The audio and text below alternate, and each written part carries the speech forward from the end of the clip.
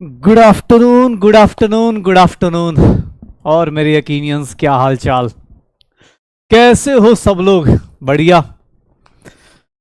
NEET 2024, हाँ, NEET 2024 अच्छा गया बुरा गया फर्क नहीं पड़ता।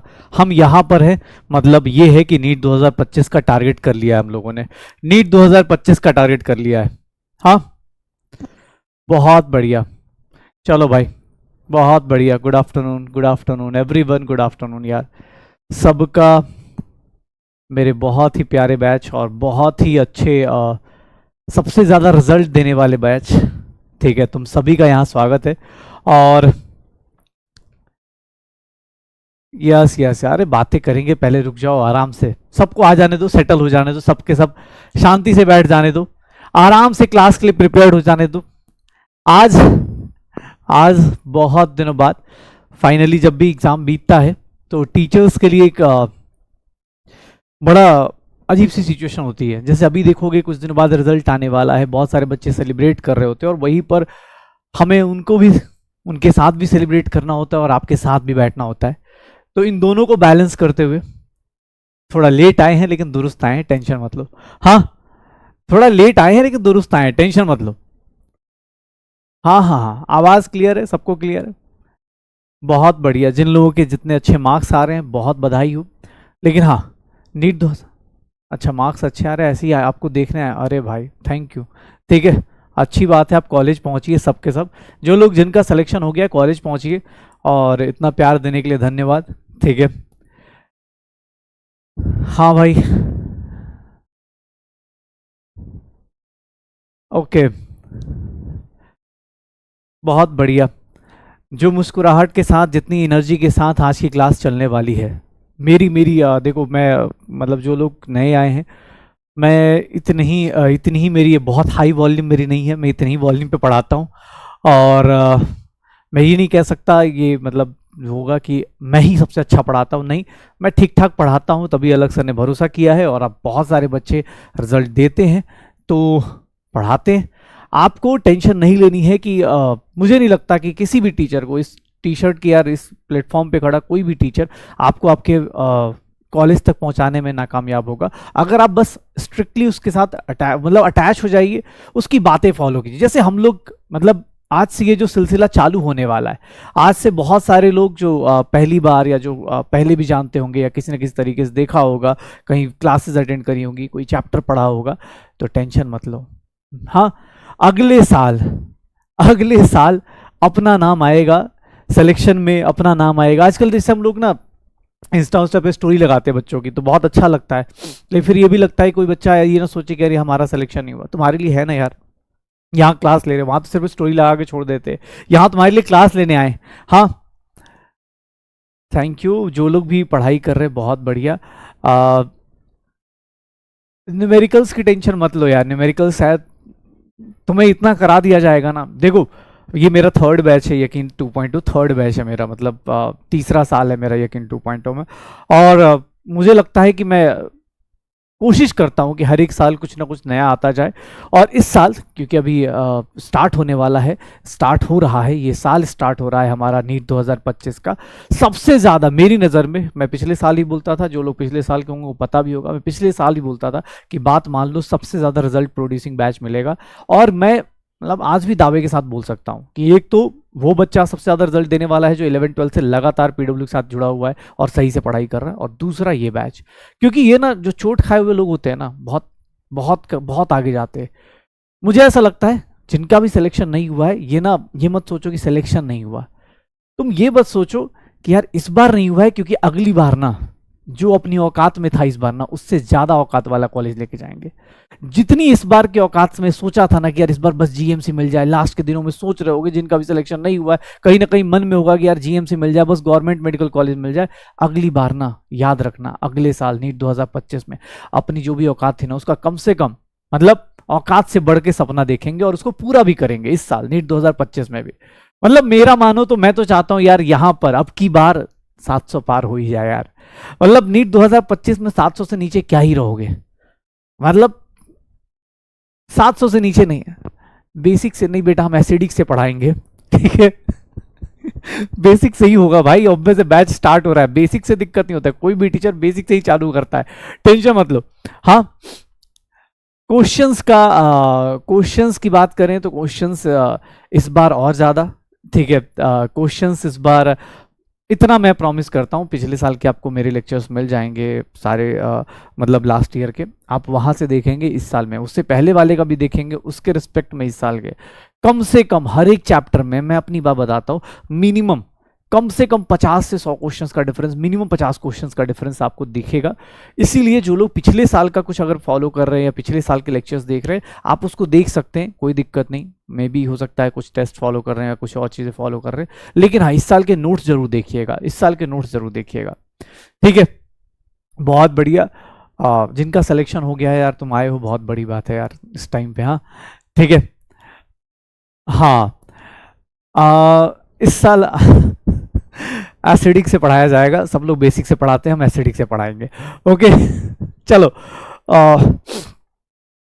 क्लास के साथ साथ देखो 2-3 चीज़ें हैं, मतलब आज शुरुआत है तो अपने को डिस्कस कर लेनी चाहिए, क्योंकि देखो हर एक टीचर का अपना अपना तरीका है, हर एक टीचर के अपने अपने फ्लो हैं। जैसे मुझे लगता है कि यार मैं शुरुआत में मेरे हिसाब से मुझे बस एक ही जगह दिक्कत आती है, जो लोग भी लास्ट ईयर या जो जानते हैं उनको भी पता है कि यार ये कहना बहुत आसान है कि बेटा टीचर्स की बात मान लो, ये कहना बहुत ही आसान होता है कि किसी भी टीचर की बात मान लो सर, किसी भी, मतलब मैं कह रहा हूँ ना, इस टी शर्ट में खड़ा हुआ कोई भी टीचर है उसकी बात मान लो, तुम्हारा सिलेक्शन हो जाएगा। लेकिन यार यही तो दिक्कत है कि बात मानी नहीं जाती।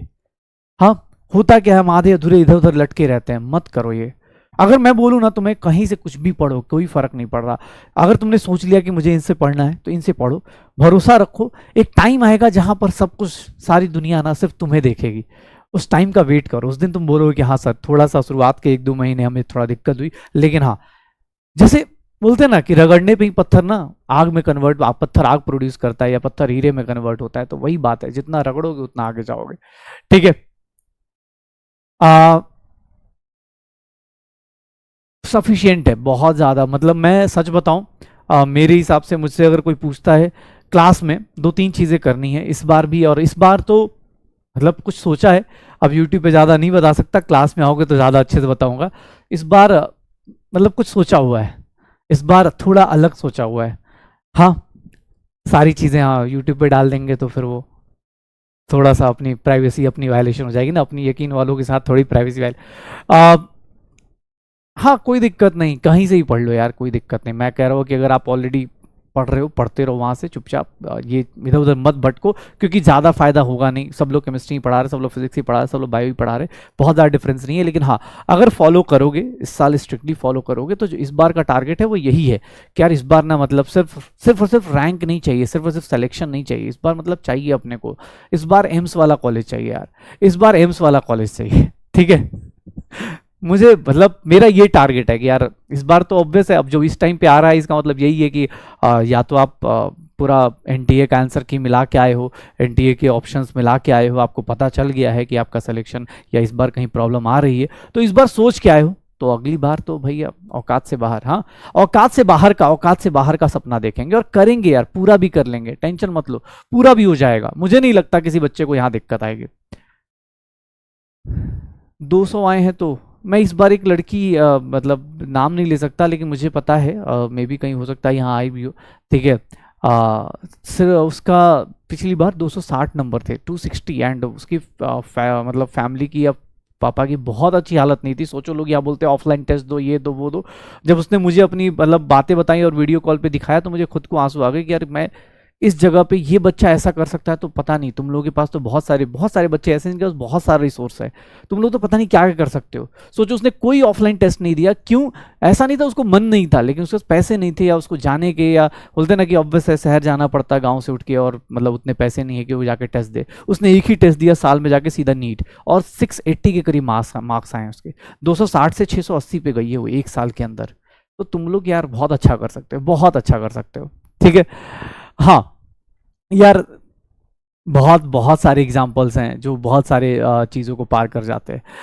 चलो, तो एक काम करते, अभी हम लोग थोड़ा सा, हाँ अब की बार मतलब 700 पार होना चाहिए यार, ठीक है, अब की बार 700 पार, और बस होता है ना कि मोहल्ले में अगले साल घूम घूम के बताया जाएगा, हाँ हजरात हजरात हजरात, ठीक है, कि बस जितना बदला लेना है ना, जो दोस्त छूट जाएंगे या जो दोस्त जो रिश्तेदार बात नहीं करेंगे या जिन्होंने कमेंट्स किए हैं, वो सारे कमेंट्स ना सेव करके रख लेना है मोबाइल में। एक नोट्स करके एक फोल्डर होता है, उस फोल्डर में सेव कर लेना। जब भी लगे ना पढ़ने का मन नहीं कर रहा, अभी तो पढ़ने का मन करता है क्योंकि अभी शुरुआत का झटका लगा है। होता क्या है, 1-2 महीने बाद नौटंकी चालू होती है।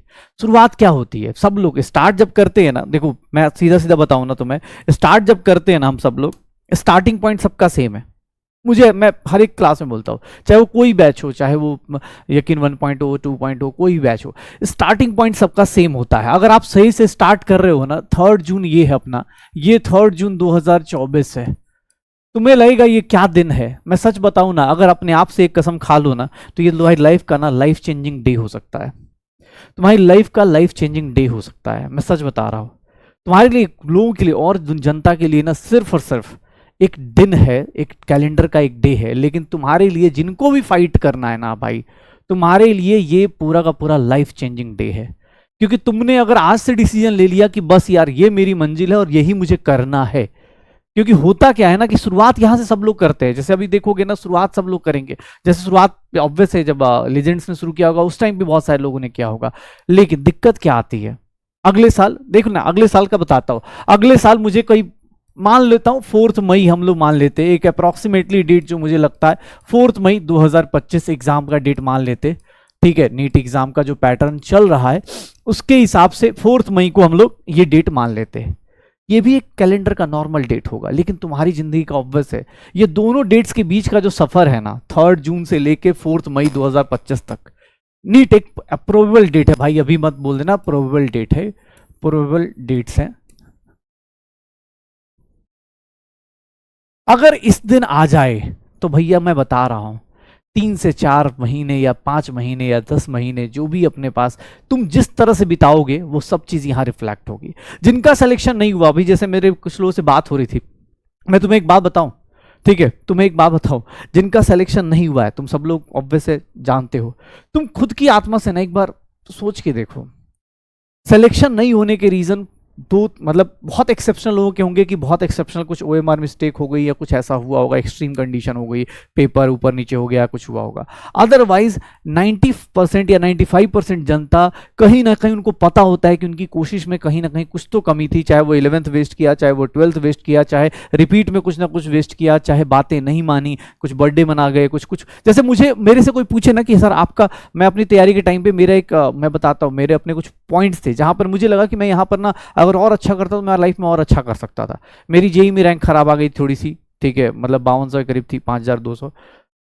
जे AIPMT में भी खराब थी, तो मुझे एक, मैं बिहार से हूँ तो मुजफ्फरपुर वाला एक कॉलेज मिल रहा था मुझे, तो मुझे ऐसा था कि यार समझ में नहीं आ रहा, ना इधर सही आया ना उधर सही आया, कहाँ गड़बड़ हुई। तो मुझे लगता है कि अरे यार 12th का जब रिवीजन कर रहा था ना, तो उस टाइम मैंने ये गलती करी। उस टाइम मैंने एक बार किसी और के साथ, मतलब होता ना कि यार चल यार दोस्ती करने चले गए कोटा में, इधर चले गए उधर चले गए, ये सब चीज़ें करी थोड़ी बहुत, जिसका मुझे लगता है कि वो लॉस हुआ। तो आपको ना पता होता है कि आपका ये वीक पॉइंट था या आपको ये गलती हुई है आपसे, ये मतलब अपने आप को तो पता ही होता है, तुम बताओ या ना बताओ, मुझसे बताओ ना बताओ, पेरेंट्स से बताओ ना बताओ, तुम्हें खुद को तो पता हो ही रहा होता है कि यार मेरे से ये गलती हुई है, मुझे ये पता है। ऐसा नहीं है कि एग्जाम ने आपको फेयर चांसेस नहीं दिए। एग्जाम ने मतलब दिसंबर से अनाउंस हो गया था कि भैया पेपर होना है, ये फॉर्म भरना है, ये इस टाइम पे होना है। बहुत सारे लोग, ठीक है, बहुत सारे लोग ये जानते हैं, ठीक है, उनको पता था कि यार मेरे से ये गलतियां हुई। और अगर तुम एक्सेप्ट कर लोगे ना, जैसे मैं इस बार मैंने क्या बोला, इस बार कुछ अलग, थोड़ा सा अलग स्ट्रैटेजी अपनानी है। स्ट्रैटेजी मेरे लिए अपनी अलग है, क्योंकि मुझे लगता है कि अब पढ़ा तो हम लोग ऑब्वियस रही है, लेकिन थोड़ा सा ना इस बार थोड़ा एक दूसरे को पुश करना है बहुत ज़्यादा, मतलब अपनी एक्सट्रीम पे लेके जाना है। क्योंकि यार देखो कंपटीशन बढ़ रहा है, और कंपटीशन बढ़ा कौन रहा है, उसमें से एक मेजर रीजंस PW है, हाँ अलग सर, ठीक है। लेकिन इस कंपटीशन बढ़ाने में ना एक फायदा है, आज ये टेक्नोलॉजी है कि हम कहीं से बैठ के किसी की बच्चे को क्लास ले सकते हैं। इस टेक्नोलॉजी का फायदा उठाना है और अगले साल ना अपनी औकात से बाहर का रिजल्ट देना है, ठीक है, मतलब खुद पे ऐसे बिलीव ना हो ऐसा रिजल्ट देना है, ठीक है। हाँ मुझे थोड़ी सी ना वो पता नहीं मौसम का, चलो हाँ बस, तो जितना भी होगा ना 3 जून से लेके ये 5 मई या 4 मई तक का जो सफर है वो कैसे होने वाला है। जैसे मैंने बोला ना, आज बहुत सारे लोग स्टार्ट करेंगे, मैं जानता हूं अपनी क्लास में ही आएंगे, बहुत सारे लोग आएंगे अगले साल। देखो यहां से स्टार्ट होता है, थोड़ा सा टाइमलाइन देख लेते हैं। जून में मोटिवेशन बहुत ज्यादा हाई, जून में मोटिवेशन हाई होता है, आदमी को फालतू का कीड़ा ज्यादा रहेगा, मोटिवेशन बहुत हाई रहता है कि अरे भाई अगले साल तो ऐसा बदला लेंगे ना। जैसे अभी अभी क्लास में बोलो, मैं कह रहा हूं 720 में 720 लेके आओगे, हाँ सर लेके आएंगे।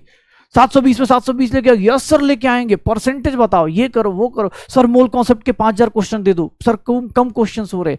भाई ये काम नहीं करना है, यहां मोटिवेशन हाई होता है और इसके चक्कर में क्या होता है, यहां पर आदमी करता है टाइम वेस्ट। जैसे मैं बोलूं कि यार एक काम करना, मैंने क्या बोला, तुम कुछ करके आए नहीं आए कोई फर्क नहीं पड़ रहा। 3 जून को तुमने सोचा ना क्लास अटेंड करनी है, चलो आज तो पहली बार बात कर रहे हैं, साल भर का टाइमलाइन बना रहे, लास्ट में थोड़ा पढ़ेंगे भी। लेकिन एक बात बता रहा हूं, तुमने सोचा ना कि तुम सिलेक्शन लोगे, चुपचाप बैठ जाओ, चुपचाप यहीं पर शांति से बैठ गए कि हाँ यार ठीक है, चल यार इसकी बात मान लेते हैं। इतना तो जान जाओ यार सिलेक्शन दिलवा के जाएंगे, बस तुम बस बात मान लेना कि यार ये मुझे करना है। मैंने बोला जून से लेकर जुलाई तक ना एकदम मोटिवेशन हाई होता है, और मोटिवेशन हाई होने पे बहुत कम लोग होते हैं जो बात मान ले। जैसे मैं बोलूं कि यार तुम्हारे पास टाइम, ऑब्वियस मैं बेसिक से पढ़ाऊंगा, नहीं मैं एसिडिक से पढ़ाऊंगा ठीक है। मतलब एक बात बता रहा हूं कि अगर मैं बेसिक से पढ़ा रहा हूं तो होगा क्या, जिन लोगों को बेसिक आता है वो भटकेंगे। वो क्या भटकेंगे कि अरे यार ये चीज मैंने यहां नहीं देखी, यार मुझे ना टाइम लग रहा है, मैं एक काम करता हूं इसका मॉड्यूल कर लेता हूं, उसका पेपर कर लेता हूं। भाई मत कर। अगर तेरे पास एनर्जी ज्यादा है ना, जैसे बोलते हैं ना कि बच्चा छोटा बच्चा होता है उसके पास बहुत एनर्जी होती है, देखो ना जो 2nd 3rd क्लास का बच्चा होता है उससे नीचे जब समर वेकेशन में वो कूदता रहेगा, दिन भर ऊपर नीचे करता रहेगा, तो उसकी एनर्जी कैसे चैनलाइज की जाती है, उसको जबरदस्ती काम थमाया जाता है।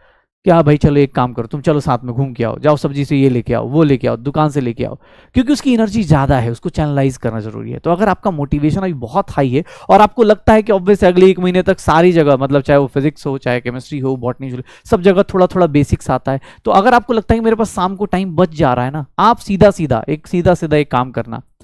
मोटिवेशन हाई है, कुछ नहीं, आपको लगता है आप पैरेलली, आपको लगता हो कोई भी टॉपिक जो भी 11th 12th या आपने रिपीटर्स में जो भी टॉपिक आपका जो लास्ट में पढ़ाया जाता है, चाहे वो फिजिक्स का हो, केमिस्ट्री का, जो मेरी तरफ से एक सजेशन है, मैं कोई टाइम टेबल नहीं बता रहा हूं, मैं आपको टारगेट कुछ बता रहा हूं, अगर आप कर सकते हो तो कर लेना। मोटिवेशन आई है, उसको यूटिलाइज कैसे करना है, जो क्लास है ना, जो क्लास है उसको, क्लास को अच्छे से करो, क्लास अच्छे से करो, क्लास अच्छे से करना है, क्लास अच्छे से करिए, क्लास के डीपीपी कीजिए अच्छे से, डीपीपी कीजिए, एनसीईआरटी करना है एनसीईआरटी कर लीजिए, एनसीईआरटी के क्वेश्चंस कीजिए, खासकर फिजिकल केमिस्ट्री में एनसीईआरटी के क्वेश्चंस कर लीजिए, एनसीईआरटी कर लीजिए, पीडब्ल्यू मॉड्यूल कर लीजिए। अगर आपको लगता है पीडब्ल्यू मॉड्यूल करना है, पीवाईक्यूज करना है, इसके बाद भी आपकी एनर्जी बची है ना, तो आप क्या करेंगे, पैरेलली अपने पास कुछ ना कुछ साइड बाय साइड स्टार्ट कर लीजिए। मतलब यूट्यूब चैनल नहीं कर रहा हूँ, साइड बाय साइड स्टार्ट कीजिए। साइड बाय साइड क्या करना है, आपको स्टार्ट कर लेना है। लाइक लगता है कि यार ऑर्गेनिक मेरी अच्छी थी या इनऑर्गेनिक अच्छी थी, तो आप वो साइड में कर लो, इनऑर्गेनिक कर लो कि यार लगता है ऑर्गेनिक अच्छा था, ऑर्गेनिक कर लो, या आपको जो भी, लेकिन हाँ कर लो। रीजन क्या है, अब मैं बोलूं मोल कॉन्सेप्ट ऑब्वियस 1-1.5 महीना अभी शुरुआत में बेसिक चलेगा, सॉल्यूशन चलेगा, मोल कॉन्सेप्ट चलेगा, स्टेट्स ऑफ मैटर थोड़ा बहुत आएगा, तो लगेगा यार क्योंकि मेरा काम तो उनको ही पढ़ाना है जो बेसिक से पढ़ना है, ऑब्वियस मैं तो हर एक चीज के लिए प्रिपेयर करूंगा। तो ये बता रहा हूं जिनका भी मोटिवेशन बहुत हाई होता है, यहां पर कुछ लोग साइड हो जाते हैं। जुलाई तक आते आते फिर ना लोग क्या करते हैं, कुछ लोग होते हैं जो काउंसलिंग देखते हैं। मैं भी बोलता हूं काउंसलिंग देखना चाहिए, काउंसलिंग में पार्टिसिपेट नहीं कर रहे कोई बात नहीं, देखिए जरूर, क्योंकि अगले साल आपकी बारी आने वाली है। अगर खुद पे कॉन्फिडेंस है, अगले साल आपकी बारी आएगी और आप खुद काउंसलिंग में पता चलेगा। जैसे मैं बोलूं ना कि बेटा एक क्वेश्चन से, बहुत सारे लोग बोलते जब आयनिक क्लोरीन पढ़ाने जाते हैं ना हम लोग, तो सर ये आयनिक क्लोरीन छोड़ दे क्या, बेटा ये कहना तुम्हारे लिए आसान है क्योंकि तुमने अभी दुनिया देखी नहीं, तुमने काउंसलिंग ही नहीं देखी।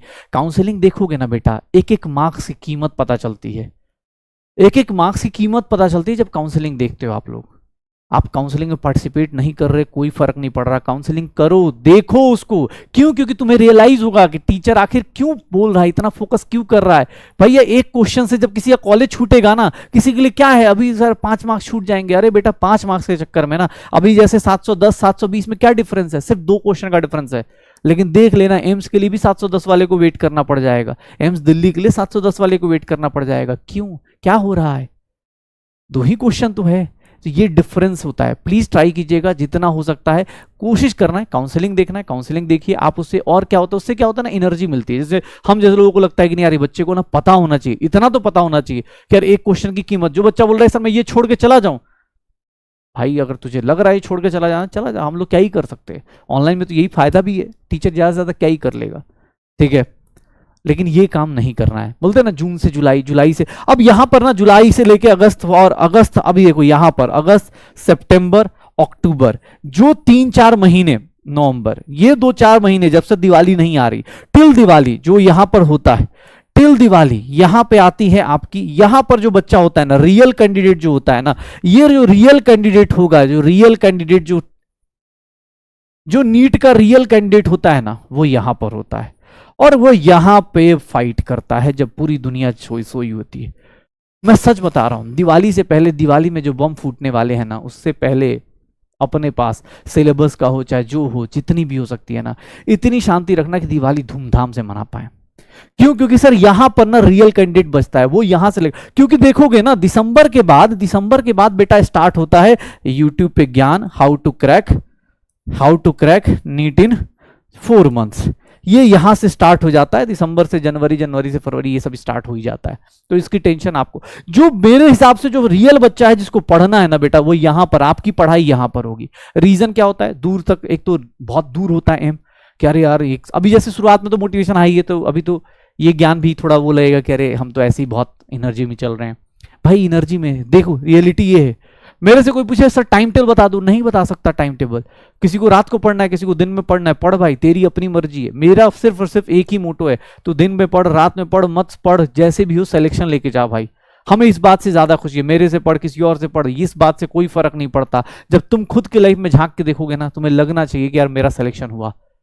मैं किसी का फैन हो जाऊं, मैं किसी का वो हो जाऊं, और क्या हो रहा है सर? सिलेक्शन ही नहीं हो रहा, क्या ही लॉजिक है? कुछ लॉजिक नहीं है, ठीक है ना। तो कोशिश कीजिएगा, सब लोगों से एक रिक्वेस्ट है, आप जितने लोग भी, जो लोग भी यहाँ पर सिंसियरली सुन रहे हैं, मुझे तो ये लगता है कि हाँ भाई अभी इस टाइम पे अगर आप आए हो, आप ऑलरेडी फिल्टर होके, बहुत सारा फिल्टर पार करके आप आ चुके हो, तो यार कहीं ना कहीं तो बदला लेना है, और इस बार बदला लेना है। मैं सच बता रहा हूँ, तुम्हें किसी भी चीज़ की कमी नहीं होगी, क्योंकि मैं खुद से अपने आप से एक प्रॉमिस करके आज क्लास में आने से पहले मैं खुद को दोहरा रहा था कि यार मुझे ना पिछले 2 सालों का जो भी मेरा अपना रिकॉर्ड हो, कि मैंने 400 क्वेश्चन अगर मूल कॉन्सेप्ट कराए हैं, तो मैं इस साल 500 कराऊंगा, मैं इस साल 600 कराऊंगा, मैं और अलग अलग टाइप के क्वेश्चंस कराऊंगा, ऐसे कराऊंगा। ये मेरा अपना अंदर का सोच है।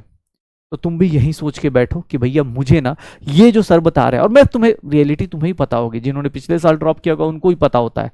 वो शुरुआत में आ रहे सर ये कर दे, वो कर दे, और बाद में क्या होता है, दिसंबर तक आते आते फिर शुरू होता है कि सर अब हम उम्मीद से कर लें, हम सर इससे कर लें। अभी आपके पास टाइम है, आपको मजाक नहीं बोल रहा हूँ, लेकिन रियलिटी यही है कि दिसंबर तक जो बंदा तैयार नहीं हुआ ना सिलेक्शन के लिए, भैया दिसंबर के बाद ना, यहाँ के बाद, यहाँ तक आपको दिसंबर के बाद ना फिर ऐसी भागा दौड़ी मस्ती है कि जनवरी, फरवरी, मार्च, ये रहा जनवरी और फरवरी, और उसके बाद आता है मार्च और अप्रैल। भाई साहब अब इसके आगे का जो प्लान है वो सारा कुछ उधर डिस्कस करेंगे, लेकिन हाँ एक बात बताता हूं आपसे, बस इतनी ही उम्मीद करता हूं आज जितने लोग भी क्लास में आए ना, बस मुझे इतना बता देना कि सर मैं यहां तक टिल दिवाली, ये दिवाली के जो बम फूटेंगे ना उससे पहले सर हम खुद को सिलेक्शन के लिए तैयार कर लेंगे।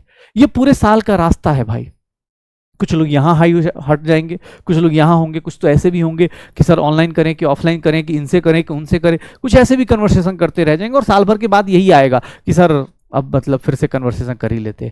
कोई लॉजिक नहीं है, जहाँ से हो जैसे हो बैठ के पढ़ लो। इंडिया का हर एक टीचर, यार एनसीईआरटी बेस्ड एग्जाम है, मुझे लगता है कि कोई भी इंडिया का ऑन एन एवरेज हर एक टीचर बहुत अच्छा पढ़ाता है। अगर आपके लिए पढ़ा रहा है तो बहुत अच्छा पढ़ाता है, किसी भी प्लेटफॉर्म पे हो, कोई बहुत बड़ी बात नहीं। लेकिन हाँ दिक्कत कहाँ आती है सर? एग्जीक्यूशन में, मेहनत में।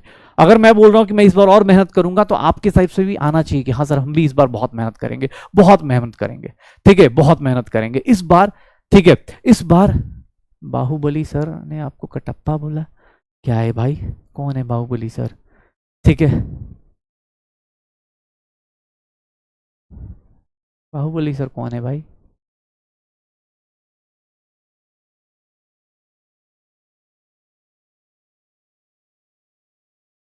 हाँ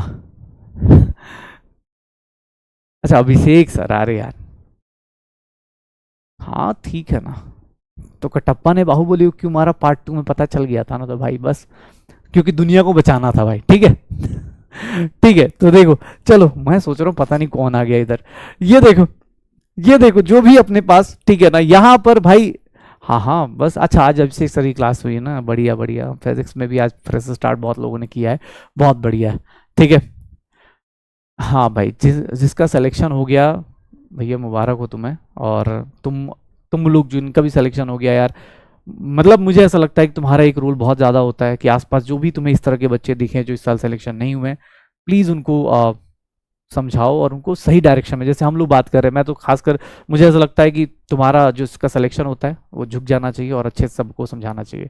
ठीक है, चलो मैं ये बोलना चाहिए, मैं बोल रहा था कि भैया टिल दिवाली अपने को करनी है, मुझे ना तुम्हें इससे फर्क नहीं पड़ रहा कि तुम इधर क्या करोगे, वो तुम्हारा इधर डिसाइड कर लूंगा। और तुम अगर आज आए हो ना, बस इतना याद रखना मेरे से, बस आज बस बोल रहा हूं कि दिवाली से पहले एक लाइन याद रखना कि दिवाली से पहले सिलेक्शन के लिए तैयार हो जाना है। कैसे होना है, किस तरह होना है, बैच में और क्या क्या होगा वो बैच के अंदर बात करना शुरू करेंगे, लेकिन आज की क्लास में बस इतना याद रखना, यहां तक की प्रोग्रेस अपने को याद रखनी है। यहां तक का प्रॉमिस कर लो कि सर दिवाली तक ना एक क्लास छोड़ेंगे, अगर गलती से छूट गया तो उसको उसी दिन या उसके अगले दिन या उसी हफ्ते में कम से कम फिनिश कर लेंगे, कोई बैकलॉग नहीं करेंगे, क्वेश्चंस की टेंशन मत लो। रही बात, क्लास के अंदर डिसाइड कर लेंगे कि भैया किसको किस तरह से पढ़ना है, क्लास में अपने से अपने उस कैटेगरी बना लेंगे, जिसको जो रास्ता फॉलो करना होगा कर लेना, लेकिन टिल दिवाली अपने को याद रखना है कि सिलेक्शन के लिए तैयार हो जाना है। उसके बाद दिवाली के बाद ना बेटा रैंक की मारामारी करेंगे, रैंक की फाइट करेंगे। इस बार सिलेक्शन नहीं चाहिए, इस बार सिलेक्शन नहीं चाहिए, सिलेक्शन के साथ साथ क्या चाहिए सर, बोला ना औकात से बाहर का कॉलेज चाहिए, औकात से बाहर का, याद रखना। ठीक है, इस बार औकात से बाहर का कॉलेज चाहिए और कर लेना भाई, चुपचाप यहां तक तैयार हो जाओ ना, मैं सच बता रहा हूं, कर लेंगे, इसके बाद दिक्कत नहीं आएगी। ठीक है, इसके बाद दिक्कत नहीं आएगी, सो डोंट वरी। ठीक है, अच्छा चलो, एक और चीज जो बच्चे देखो, दो तीन टाइप के लोग हैं, जैसे मेरा अपना नेचर है। ठीक है, मुझे ऐसा लगता है कि आपके पास स्मार्ट वर्क करने के बहुत सारे ऑप्शंस हैं। मुझे स्मार्ट वर्क पे ज़्यादा भरोसा है आज के टाइम पे, क्योंकि एग्जाम अलग लेवल पे डिमांड कर रहा है। अगर आपसे कोई पूछे एग्जाम हॉल में क्या जाने वाला है, ना ही आपके नोट्स जाने वाले हैं, ना ही आपकी एनसीईआरटी जाने वाली है, ना ही मैं जाने वाला हूँ, ना ही आपके वीडियोस जाने वाले।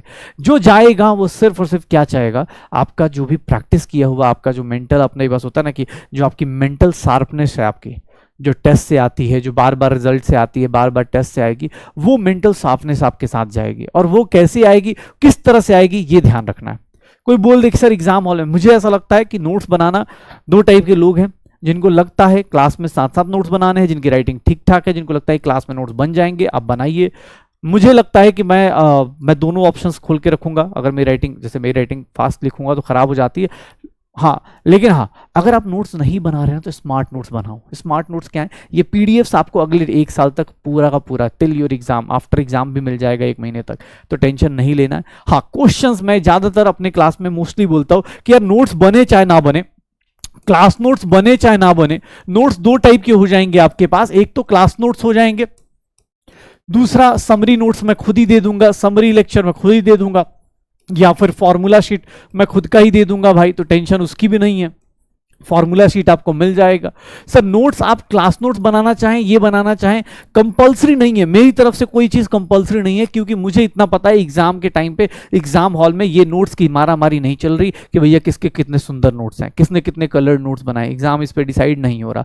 हाँ, डिसाइड कहां हो रहा है कि नोट्स के बाद जो क्वेश्चन प्रैक्टिस चल रही है। सर नोट्स चाहे जैसा बनाओ कोई फर्क नहीं पड़ रहा, लिख के रखो नहीं लिख के रखो, पीडीएफ देखो, कोई फर्क नहीं पड़ रहा। इस साल बहुत सारे 1-2 लोगों का मैं जानता हूं जिन्होंने सिर्फ और सिर्फ क्वेश्चंस ही अटेम्प्ट किए।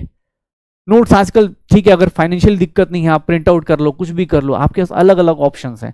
लेकिन हाँ, आपके लिए जो सबसे इंपॉर्टेंट है, नोट्स से ज्यादा इंपॉर्टेंट है, वो है आपका क्वेश्चन प्रैक्टिस। क्वेश्चन प्रैक्टिस जो है ना भाई साहब, क्वेश्चन प्रैक्टिस जो है इस बार इतनी कर लेनी है, इतनी कर लेनी है कि आने वाला एग्जाम भी कंफ्यूज हो जाए कि भैया देने कहां से है, पूछेंगे क्या, छोड़ेंगे क्या, इस तरह से क्वेश्चन प्रैक्टिस कर ले। इतने क्वेश्चंस कर लें कि दुनिया का, इंडिया का जितने भी लोग जो भी तुम सोचते हो, उन सब के टेस्ट सीरीज में अगर बैठो तो उनको, मतलब तुम्हें खुद पे हंसी है कि अबे क्या पूछ रहा है भाई तू, हाँ ये तो हमने कर रखा है, ये चीज तो हमने सोच रखी है। एक्चुअली होता क्या, फिजिकल केमिस्ट्री सम लाइक थोड़ा सा फिजिक्स टाइप ही होता है, न्यूमेरिकल्स हैं यहाँ पर क्वेश्चन प्रैक्टिस में, थ्योरेटिकल क्वेश्चंस हैं, सर्सन रीजन है, कॉन्सेप्चुअल क्वेश्चंस हैं। तो क्वेश्चन प्रैक्टिस भैया इतनी करनी है, इतनी करनी है कि अपने को बोल तो रहा हूँ, जब नीट एग्जाम हॉल में जाए ना तो विद इन सेकंड न्यूमेरिकल भी देखे तो विद इन सेकंड लगे कि अभी यार कर लेंगे, ये तो बस ऐसे ही है, चुटकी बजाने वाला काम है, कर लेंगे, ये होना चाहिए। भाई देखो दो टाइप की चीजें हैं, नहीं नहीं, डीपीपी और मॉड्यूल ऐसा कुछ नहीं है। क्वेश्चन प्रैक्टिस करने के लिए मुझे ऐसा लगता है कि सबसे पहले जो देखो जिन लोगों ने कर रखा है उनको पता है, ये देखो क्लास के क्वेश्चंस तो करने ही करने, क्लास में क्वेश्चंस तो मैं खुद ही कराऊंगा इस बार, तो मतलब टाइम लिमिट के साथ कराऊंगा कि भैया ये क्वेश्चन इतने टाइम में हो जाना चाहिए, क्लास के क्वेश्चंस तो करने ही करने, प्लस आपको डीपीपी के क्वेश्चंस करने हैं। देखो भाई मेरे हिसाब से एनसीईआरटी पढ़ो चाहे ना पढ़ो, लेकिन एनसीईआरटी के एग्जाम्पल्स और एनसीईआरटी के क्वेश्चन सारे के सारे ये हम लोग करेंगे। जैसे मैं मतलब आज नहीं पिछले साल से मैं देखा होगा लास्ट हमेशा मैं एनसीईआरटी के आयनिक क्लोरीन का क्वेश्चन क्यों ना हो, चाहे फोटो इलेक्ट्रिफिकेट का क्वेश्चन क्यों ना हो, भैया अगर डेटा दिया है ना, एनसीईआरटी साथ एक ही दिक्कत है, एनसीईआरटी क्वेश्चन में क्या होता है, जो न्यूमेरिकल पूछता है ना भाई, वो क्या करता है एक्सपेरिमेंटल पूछ देता है। वो ऑब्वियस एक रेफरेंस बुक है, एक टेक्स्ट बुक है, तो वो गलत डेटा दे नहीं सकता, मतलब वो ऐसे मान तो लेगा नहीं, ऑब्वियस वो सारे एक्सपेरिमेंटल वैल्यूज देता है, इसीलिए लोग एनसीईआरटी क्वेश्चंस नहीं कर पाते। एनसीईआरटी क्वेश्चंस क्यों नहीं कर पाते, क्योंकि सर यहां पर ना बड़ा गंदा गंदा कैलकुलेशन होता है। लेकिन भाई क्वेश्चंस आना चाहिए, क्योंकि तुम इस साल का क्वेश्चन देखो चाहे इससे पहले का क्वेश्चन देखो, आज के टाइम पे एनटीए वाले एनसीईआरटी क्वेश्चन उठाए करा देते, सीधा सीधा दे देते, एनसीईआरटी क्वेश्चन ही दे देते हैं, कुछ पूछते नहीं है, एनसीईआरटी क्वेश्चन दे देंगे, ठीक है, एनसीईआरटी क्वेश्चन दे देंगे, कोई दिक्कत नहीं, ठीक है। दिसंबर के बाद का प्लान बेटा वो बैच में बताएंगे ना यार, अभी थोड़ा सा रुक जाओ। हाँ अभी क्या है ना यार, अभी कोई भी आएगा फिर वो तुम्हें ही पता है, अगर अभी कुछ चीज़ें बोला तो इस बार थोड़ा बताएंगे, अभी बैच में 1-2 दिन 4 दिन क्लास चलने दो ताकि हमें भी आइडिया है कैसे लोग हैं, किस तरह के लोग हैं, फिर करेंगे। एनसीईआरटी क्लास के questions, DP question, NCERT questions, फिर पीवाईक्यूज कर लो। और पीवाईक्यूज में भाई अभी तुम्हारे पास टाइम है तो नीट का पीवाईक्यू तो करो ही करो, अगर टाइम मिलता है ज्यादा एनर्जी बची हुई है तो जेई मेंस के भी पीवाईक्यूज करने हैं। ये जो क्वेश्चंस कर लिए ना, इसके बाद अगर लगता है, ठीक है, इसके बाद अगर लगता है मॉड्यूल है अपने पास, पीडब्ल्यू मॉड्यूल्स हैं भाई, मोर देन सफिशियंट है। अब इतना जो आपने क्वेश्चन प्रैक्टिस कर ली है, क्लास में क्वेश्चन ये सब कर लिया है, तो मुझे लगता है मोर देन सफिशियंट होगा। आप इसके बाद सिर्फ और सिर्फ रिवाइज करोगे, टेस्ट दोगे, ये करने के बाद रिवीजन करोगे और टेस्ट दोगे, रिवीजन करोगे, टेस्ट दोगे, revision plus test, revision plus test, इसी चीज को इसको करने के बाद इसी प्रोसेस को अगेन एंड अगेन करते चले जाओ, अगेन एंड अगेन करते चले जाना है हर एक चैप्टर को, हर एक चैप्टर को यही करना है। नोट्स मेरे लिए बहुत ज्यादा तुम्हारे यकीन बैच के लिए खासकर मायने नहीं रखते। अगर आप 12th क्लास में होते तो मैं ये बोलता कि हाँ बोर्ड्स के लिए जरूरी है, 11th क्लास ऑब्वियस उसको स्कूल का एग्जाम देना है, 12th क्लास को स्कूल का एग्जाम देना है। अगर आप 12th क्लास में होते तो मैं बोलता नोट्स अच्छे से लिखिए, डेफिनेशन प्रॉपर लिखिए, आपको यहां पर जरूरत नहीं पड़ेगी, आपको बस करना क्या है, क्वेश्चंस लगाने हैं। मतलब एक जो 11th 12th क्लास का बच्चा, अगर आप 11th 12th क्लास का बच्चा अगर चैप्टर पढ़ रहा हो और तुम चैप्टर पढ़ रहे हो, तुम्हारे और उसमें डिफरेंस ये होना चाहिए कि तुम क्वेश्चन देखो और मुस्कुरा कर टिक करके चले जाओ, ठीक है, टेंशन मत लो। हाँ फिजिकल केमिस्ट्री पूरी कंप्लीट करेंगे फिर करेंगे, हाँ कोई दिक्कत नहीं यार। देखो केमिस्ट्री से डर लगता है तो यार तुम क्या बोले, अब आओ कभी क्लास में, अभी तो स्टार्ट हुआ है, आज तो स्टार्ट कर रहे हैं, अभी तो बस बता रहे हैं कि हम लोग क्या करने वाले हैं और अगले साल क्या हो, मतलब अगले साल के एग्जाम में क्या करने वाले, फोड़ फाड़ के आएंगे, टेंशन मत लो, ठीक है। हाँ ये देखना अपने पास, क्वेश्चन प्रैक्टिस कीजिए, रिवीजन कीजिए, टेस्ट देते रहिए। मेरा एक ना इस बार जो मैं चाहता हूँ, इस बार जो लोग कभी सिलेक्शन से दूर आए हैं, सिलेक्शन से बाहर आए हैं, रिजेक्ट किया गया है, भैया तुम ना एक चीज़ और, इस बार का एक नारा और है, एक तो अब की बार 700 पार तो करना ही करना है, दूसरा ठीक है ना, अब की बार जो भी चैप्टर खत्म करोगे ना, एक चीज और कसम खा लो, मुझे नहीं फर्क पड़ रहा आप 4 घंटे पढ़ रहे हो या 10 घंटे पढ़ रहे हो, नहीं फर्क पड़ रहा, बस एक चीज और कसम खा लेना कि सर अब की बार जिस दिन चैप्टर एंड हुआ उसके अगले 1 हफ्ते के अंदर या 5 दिन के अंदर या 4 दिन के अंदर चैप्टर को मैं खत्म कर दूंगा अपनी प्रैक्टिस से। और जब चैप्टर खत्म हो जाए ना, जब चैप्टर खत्म हो जाए तो चैप्टर खत्म का मतलब एकदम फिनिश्ड, कि भैया अब उसका रिवीजन करने के लिए मुझे सिर्फ 1.5 से 2 घंटे, और जितने भी क्वेश्चंस मिले हैं, जितने भी क्वेश्चंस होंगे, इस बार शुरुआत से ही उनको क्या करना है, स्टार मार्क कर देना है, स्टार मार्क कर देना है कि सर स्टार मार्क है, फर्स्ट अटेम्प्ट में 1 स्टार देना है अगर अच्छा क्वेश्चन है तो, सेकंड अटेम्प्ट में भी फंस गए उस क्वेश्चन में, अगर क्वेश्चन में फंस गए तो डबल स्टार दे दो। इस बार जितने भी क्वेश्चन क्वेश्चंस करेंगे ना, पहले से ही हम अपनी क्लास में रिवीजन का प्लान पहले से कर लेंगे, ताकि मुझे जब भी किसी चैप्टर को रिवाइज करना हो, दिसंबर में जब बोला ना कि दिसंबर में सिलेक्शन के लिए नहीं पढ़ेंगे, सिलेक्शन के बाद की चीज करेंगे, रैंक के लिए पढ़ेंगे, तो रैंक के लिए ऐसे करेंगे। यहां पर जब भी कर रहे होंगे क्लास के अंदर, तो इस बार बोला तो सही, क्लास में कुछ भौकाल मनाएंगे, अपने टेंशन मत ले, ठीक है। इस बार क्लास में ना बेसिक से नहीं एस्थेटिक से पढ़ाएंगे, और हाँ इस बार सिलेक्शन की लाइन लगाएंगे।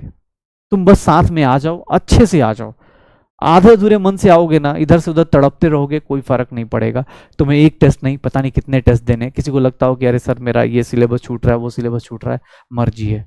अभी टॉपिक वाइज टेस्ट हो रहे हैं, किसी भी जगह का टेस्ट दे दो, कोई फर्क नहीं पड़ रहा। लेकिन जिस दिन मैंने एक टॉपिक करा दिया, जिस दिन आपने ये टॉपिक कर लिया क्लास में ना, अपने आप से प्रॉमिस कर लेना कि इस बार एक बार अगर क्वेश्चंस या प्रैक्टिस कर ली, तो मुझे इसमें से निचोड़ के 50 से 100 क्वेश्चन ऐसे निकाल देने हैं। जब मैं दिसंबर के बाद बैठूंगा अपनी क्लास में रिवीजन करने के लिए, तो मुझे ये 50 से 100 क्वेश्चन रिवाइज करूंगा, और ताल ठोक के बोलते हैं ना भैया एकदम कि हाँ भैया हम ही हैं, हम ही लोग करेंगे सिलेक्शन, तो वो काम करना है।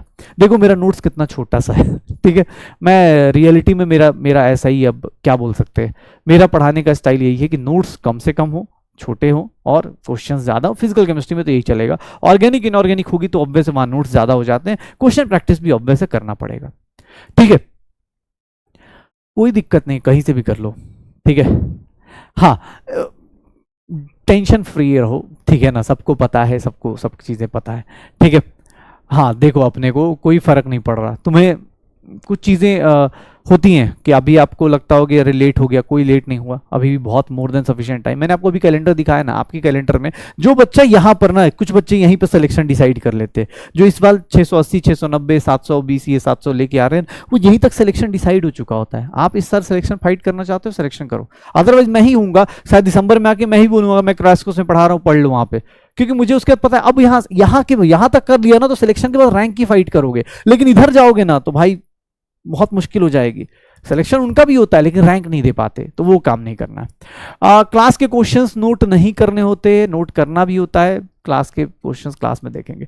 चलो मेरा नाम क्या है, अरे यार अच्छा मैं नाम नहीं बताया क्या। मेरा नाम सुधांशु है, और मैं फिजिकल केमिस्ट्री पढ़ाता हूँ। हाँ ठीक है, हाँ चलो स्टार्ट कर लेते हैं थोड़ा सा ना। अब बहुत सारी मोटिवेशन होगी, ऑलरेडी बहुत सारा मोटिवेशन तुम लोग सुबह से सुनते आ रहे हो। मतलब अभी तो मोटिवेशन तुम्हें ये है कि गली मोहल्ले का कुत्ता भी ऐसे डांट के चला जाता होगा, भौं भौं करके चला जाता है, ऐसी मोटिवेशन है। तो इससे ज़्यादा क्या ही, मैं मोटिवेशन नहीं, मैं अपना प्लान बता रहा था। और मेरा प्लान यही है, इस साल यही सब करना है, फोड़ना है और अच्छे से फोड़ना है। मतलब मैं सच बताऊं, अभी जहां तक जितने भी मैं 720 देख रहा हूं, अभी शायद रिपीटर्स में शायद एक है कोई, लेकिन हाँ अगले साल कम से कम अगर वहां पे अगर 10 लोग आ रहे हैं तो 10 में से 6-7 लोग अपने हों, ठीक है। ये टारगेट रखना है, ओके। चलो टेंशन मत लो, बेसिक से चलेगा और क्वेश्चंस मिल जाएंगे, टेंशन मत लीजिए। अपने को देखो दिक्कत ये नहीं है, दिक्कत 2-3 चीज़ों की आती है। मैंने बोला ना, मुझे दिक्कत इस बात की नहीं है, मैं आज स्टार्ट करूंगा, आज तो बहुत जोश में रहते सब लोग। हमें पता चलता है 2 दिन बाद 4 दिन बाद, जब डीपीपी आती है, जब हम अच्छे क्वेश्चंस पे जाते हैं, तब रियलाइज होता है, जब हम साथते हैं कि साथ साथ हमारे एक बच्चा ना साथ साथ अच्छे क्वेश्चंस करना शुरू करे, वहां पर दिक्कत आनी चालू होती है। तो टेंशन मत लो। हाँ ट्रिक यार, तुम एसएससी की तैयारी कर रहे हो क्या? मेरे हिसाब से मुझे ऐसा लगता है कि जो बैंकिंग एसएससी इन सब के एग्जाम्स की जो तैयारी करते हैं, वहां पे बहुत ज़्यादा ट्रिक्स की जरूरत है। यहाँ पर छोटे मोटा और कॉन्सेप्ट ज़्यादा अच्छा होना चाहिए। ऐसा ना डॉक्टर के पास गए, डॉक्टर दवाई लिखने से पहले पूछ रहा है 1 मिनट, डॉक्टर को बोला सर मेरी तबीयत खराब है, डॉक्टर याद कर रहा है ट्रिक क्या था, पैरासिटामोल पीसी, ऐसे याद कर रहा है क्या? नहीं याद करता ना यार, वो डायरेक्ट बताता है, ठीक है। वो ट्रिक याद नहीं करता। अगर वो ट्रिक याद करेगा तुम भाग जाओगे उसके बगल से ना, वही हालत है। यहाँ कॉन्सेप्चुअल एग्जाम है, कहीं भी बहुत ज्यादा मतलब ऐसा नहीं बोल सकते कि हाँ भाई तुम पिछले वाला पेपर देखो, 8 ट्रिक से 10 सेकंड में क्वेश्चन हो रहे हैं। अरे भाई ठीक है, अगर तुम 10 के बदले 15 सेकंड में हो जाएंगे, बेसिक्स कॉन्सेप्ट स्ट्रांग रहेंगे ना। अब इतनी ट्रिक याद कर ली, इतनी ट्रिक याद कर ली कि अब ट्रिक ही याद नहीं हो रहा। ट्रिक को याद करने के लिए ट्रिक बना रहे हैं कि भाई ट्रिक को याद करने का ट्रिक नहीं, ठीक है। हाँ कोई दिक्कत नहीं। चलो भाई नया तो इस बार बैच में ही पता चलेगा, अभी तो बस बता रहा हूं कि हाँ कुछ करने वाले, ठीक है। चलो आते इस बार देखते। हमारा फिजिकल केमिस्ट्री का सिलेबस ये है, फिजिकल केमिस्ट्री का सिलेबस ये है, ध्यान सुनना, फिजिकल केमिस्ट्री का सिलेबस ये रहा, मूल concept, atomic structure, thermodynamics, chemical, ionic, और ये पूरा का पूरा 11th का सेक्शन है, पूरा का पूरा 11th का सेक्शन है। ये जो है अपने पास 12th का सेक्शन है, और ये हम लोग एक नॉर्मल ऐसे है तो रेडॉक्स प्लस सब मिला के, लेकिन एक ऐड कर लिया है क्योंकि यार ठीक है अभी सिलेबस नया है, प्रैक्टिकल फिजिकल केमिस्ट्री है, सरफेस केमिस्ट्री अभी भी थोड़ी बहुत है, वो हम लोग यहां पर फिनिश कर लेंगे। लेकिन हाँ, क्लास 11th 12th में देख लोगे अपने पास ये क्लास 11th के सारे 6 चैप्टर्स, फिर यहां पर अपने पास ये एनसीईआरटी में ये दोनों मिला के एक चैप्टर है, एनसीईआरटी में ये दोनों मिला के एक चैप्टर है। अगर आप, मैं बहुत सारे लोग जो नए आए होंगे उनको बता दूं, ये दोनों मिला के एनसीईआरटी में एक ही चैप्टर है, इक्विलिब्रियम। हम लोग यहाँ अलग अलग 2 पोर्शंस में करेंगे। 9 से 10 चैप्टर हैं मिनिमम अपने पास, अगले साल मिनिमम 18 क्वेश्चंस आपको मिल जाएंगे in physical chemistry. Physical chemistry में मिनिमम 18 क्वेश्चन अगले साल भी आपको मिल जाएंगे। हाँ, वो हो सकता है कुछ चीजें ओवरलैप कर जाएं, तो वो 18 के बदले आपके ज़्यादा या कम हो जाए, थोड़े बहुत जो ओवरलैप कर जाए। लाइक जैसे अभी जेई मेंस में किया था इन लोगों ने कि भैया सैंडमियर्स रिएक्शन दे दी थी और मूल कॉन्सेप्ट का क्वेश्चन दे दिया था, तो वैसे ओवरलैप कर जाए अलग कहानी है। मिनिमम 18 क्वेश्चन, मतलब आपके पास 72 क्वेश्चंस की बारी है, 72 मार्क्स, और माइनस वाला हटा दोगे मिला दोगे तो 90 मार्क्स का सिलेबस हम लोग एक साथ फिनिश करेंगे, एक साथ बैच में फिनिश करेंगे। और गारंटी है अगर आप 72 अच्छे से कर गए तो इतना बात जान जाओ कि अगले आने वाले जो ऑर्गेनिक और इनऑर्गेनिक है उसके लिए मेंटली बहुत ज्यादा अलर्ट मोड पे चले जाओगे, बहुत अच्छा कर लोगे। ओके, हाँ, जूलॉजी की क्लास है भाई, अब जूलॉजी की क्लास के लिए मैं क्या बोल सकता हूँ, ठीक है। आई थिंक जैसे भी जिसकी भी क्लास हो आप क्लास का देख लो भाई, मैं तो अभी स्टार्ट करूंगा। फिजिकल केमिस्ट्री की बात कर रहा, सिलेबस ये रहा 11th का पोर्शन। हम जब शुरुआत करेंगे तो शुरुआत में कुछ चीजें ऐसे पढ़ेंगे जो हमारे रिलेटेड होंगी, जैसे स्टेट्स ऑफ मैटर सिलेबस से हट गया, लेकिन हम लोग थोड़ा बहुत उसको पढ़ेंगे। रीजन क्या है कि वो थर्मोडायनामिक्स में यूज होने वाला है, थर्मोडायनामिक्स यूज होगा, थर्मोडायनामिक्स में जब यूज होगा तो वहां पर हमें मतलब PV equals to NRT, Boyle's law, Charles law पता होना चाहिए, क्योंकि एडियाबेटिक प्रोसेस आएगा, आइसोथर्मल प्रोसेस आएगा, तो वो हमें पता होना चाहिए। हम रियल गैस नहीं पढ़ेंगे, थोड़ा बहुत ही पढ़ेंगे, लेकिन रियल गैस बहुत ज्यादा डिटेल में नहीं पढ़ेंगे, यहां पर हम अपना यूज करने वाले हैं, तो थोड़ा ध्यान सुनिएगा, ठीक है। कितने मंथ्स में सिलेबस एंड होगा ये आपके ऊपर भी डिपेंड करता है। आप रिपीटर बैच में हो, आप ड्रॉप कर रहे हो, आप फाइट कर रहे हो, तो आप तो भैया मतलब मुझे लगता है कभी भी वो हो जाएगा, आपके ऊपर है। आपका सिलेबस जब चाहे जैसे चाहे वैसे खत्म कर सकते हैं, ठीक है। 2024 के लेक्चर्स ऑलरेडी हैं भाई खजाना में, मतलब खजाना क्या है, आपने बैच अगर ये परचेज किया होगा तो आपको ऐसे भी 4-5 बैच फ्री मिल जाते हैं, ठीक है। हाँ, सिलेबस आपके अपने हिसाब से, ठीक है। क्लास 9 से नीट की प्रिपरेशन कैसे करूं भाई? 9th वाले तुम यहाँ क्या कर रहे हो भाई? अभी स्कूल में एंजॉय करो, बात खत्म। जिस दिन आ गए इस लपेटे में उस दिन तो बर्बाद होना ही है, ठीक है।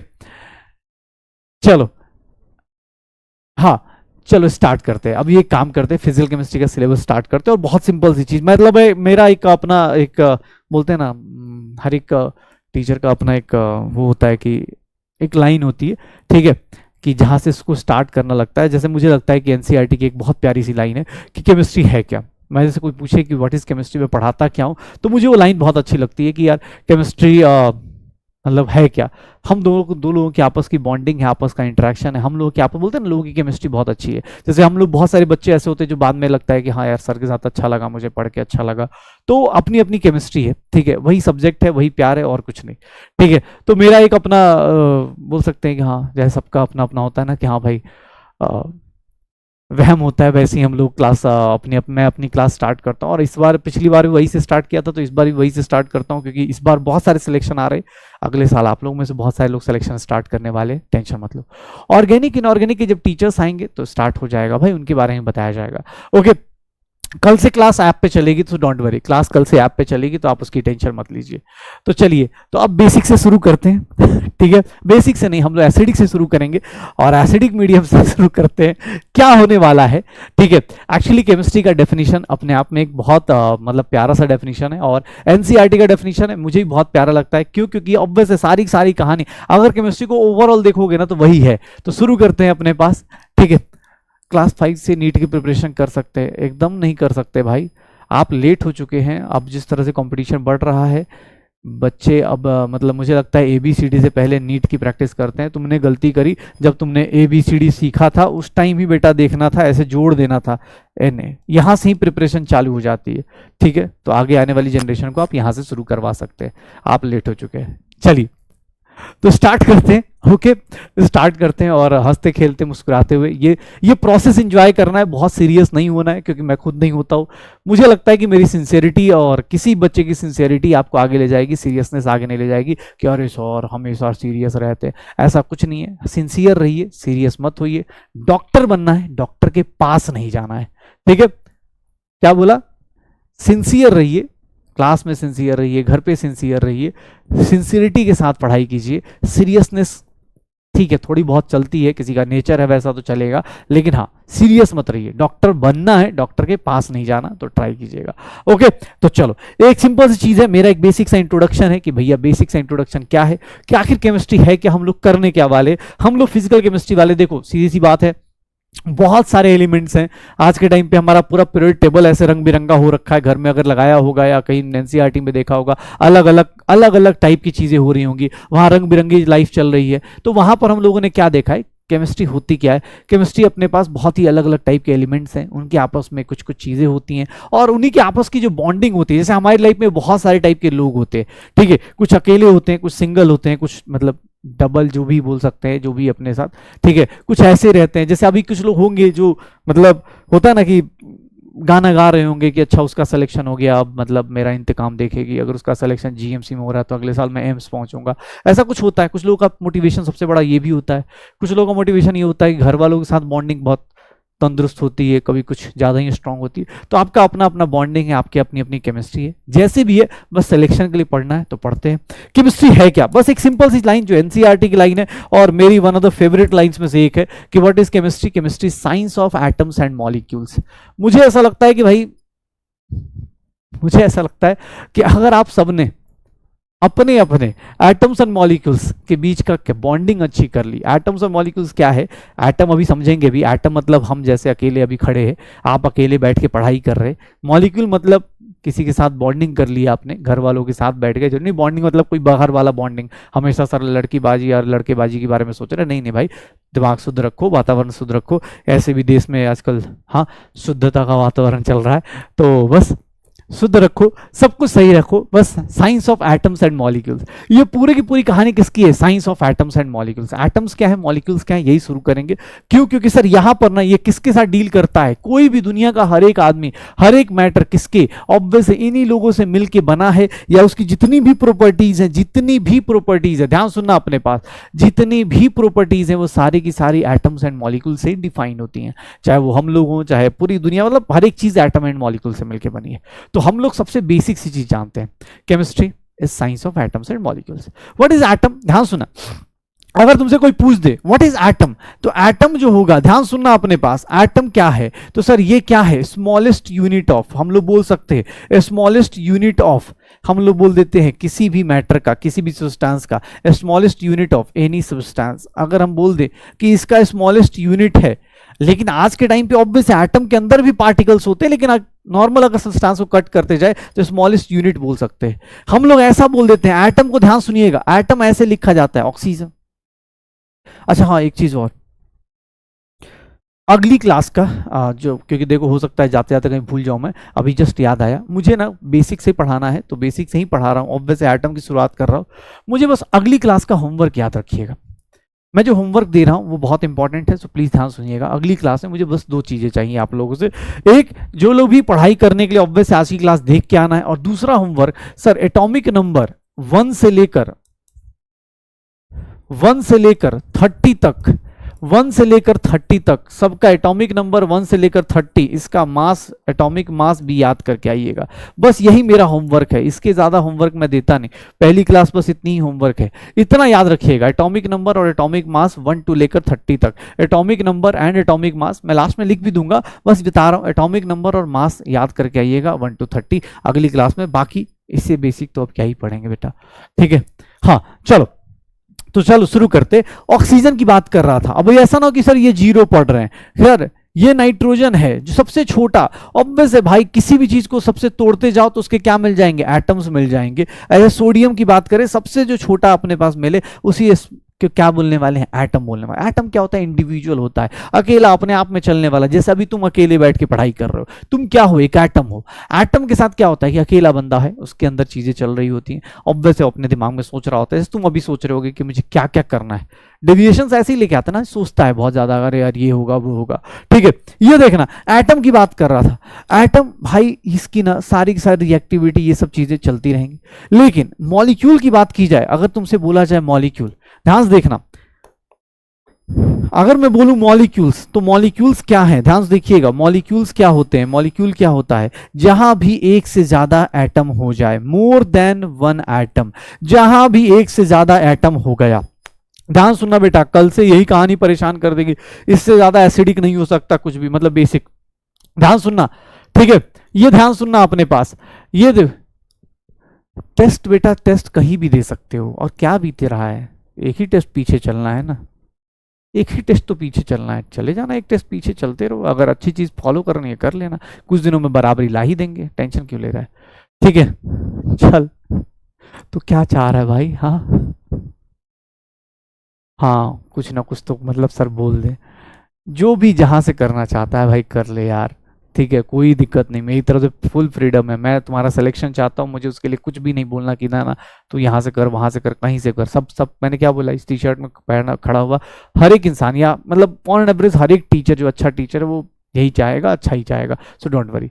ठीक है, चलो, मॉलिक्यूल्स की बात कर रहा था, मोर देन वन एटम। जैसे मैं एक सिंपल सी बात करूं, यहां पर देखना, ये सब ना कांड करवा के रहेंगे, O2, F2, N2, ये सब क्या है सर, ये क्या है, मॉलिक्यूल है। क्यों, क्योंकि यहां पर कितने एटम्स हैं, 2 एटम्स हैं, किसके, ऑक्सीजन के। इसके कितने एटम्स हैं, 2 एटम्स ऑफ ऑक्सीजन है। अगर मैं बोल दूं सर एक से ज्यादा एटम्स, मतलब यहां पर S8 लगा दूं, S8 मतलब क्या हो गया, 8 एटम्स ऑफ सल्फर हो गया, 8 एटम्स ऑफ सल्फर हो गया। सर अगर बात करना ध्यान से, H2O लिखा हुआ है, H2O लिखा हुआ है, तो जो नीचे नंबर लिखा होता है, जो नीचे नंबर लिखा होता है, ध्यान सुनना, जो नीचे नंबर लिखा होता है, ठीक है, जो नीचे नंबर लिखा होता है वो याद रखिएगा, इसके अंदर कितना एटम होगा, 2 एटम ऑफ हाइड्रोजन होगा, 2 एटम्स ऑफ हाइड्रोजन होगा, और 1 एटम ऑफ ऑक्सीजन होगा, 1 एटम ऑफ ऑक्सीजन होगा। तो इस तरह की चीजों को क्या बोलते हैं, मॉलिक्यूल। मतलब अकेले हो तो एटम कहलाओगे, और एक से ज्यादा लोग हो गए तुम्हारे साथ तो तुम क्या कहलाओगे, मॉलिक्यूल कहलाओगे।